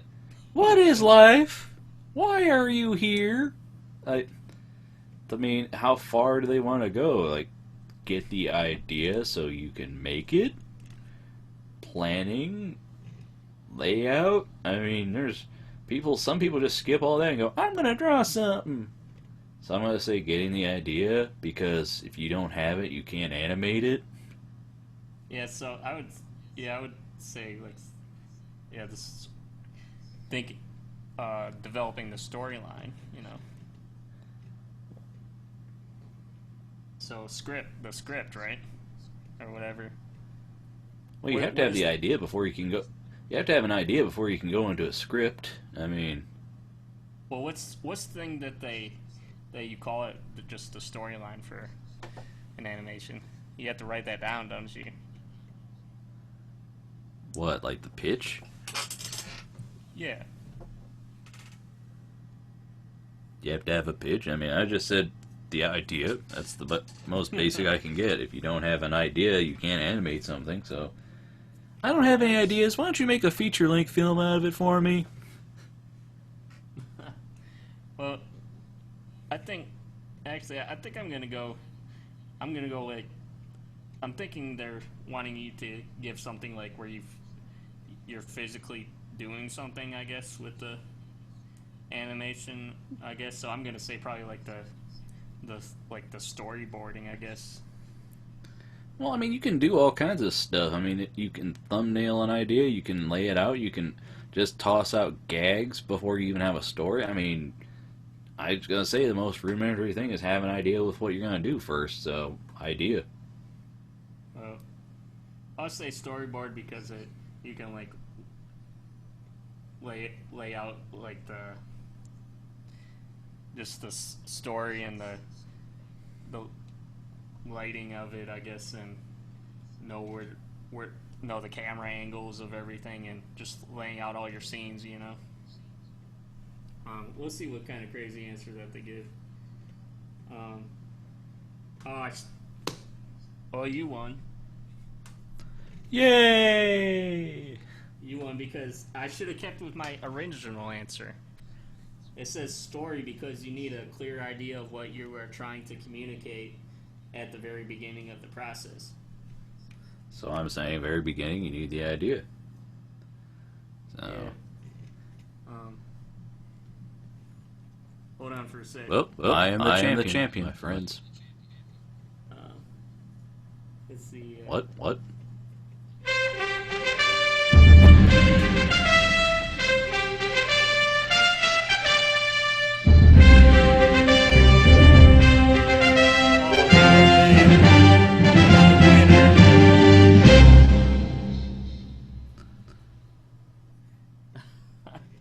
Well, that was pretty epic. Well, We should you're just play that every epic, time I come to the room now. Yeah, I am. You're pretty epic. You won this battle. Yeah, but I'll see you in the ring, Hulk Hogan. Yeah. So, 27 to 26, man. So this is the second week in a row I won, right? Because I won last time. Yeah. So, Actually, I think it was a now Doug's derby, had to come back and. Yeah, Because you well, won you with gotta just Doug. look at the things. Well, you won with Nate, and then you won another. Well, time. Kyle, who won the one with Kyle? That was me, right? So Yeah, you won that one, and then you won the one with Nate too. man, I'm good. Yeah. You guys are gonna have to step up your game next week, man. But I think it's am. about time for us to go because I don't think Google's gonna let us stick around much longer. No. Like, you guys are eating up all the bandwidth. Your show is you're too good. too awesome with all your quizzes. So, Yeah. so you got anything you'd like to wrap up with, Ian, before we leave? Nope. I'm just gonna say it. I hope everyone had a very good and safe Memorial Day with all their family and everything. You know. Mm-hmm. Don't Yes, stay out and drink and drive, man. Yeah, and don't get sunburned like Ian. So, Yep. everybody have a nice celebration. You know, whatever way have fun or have a quiet somber moments or whatever you want to do. And for all our proud men and women that serve, thank you, and I'd like to thank everybody for thank tuning you. in. And we'll see you all on the other side. Peace.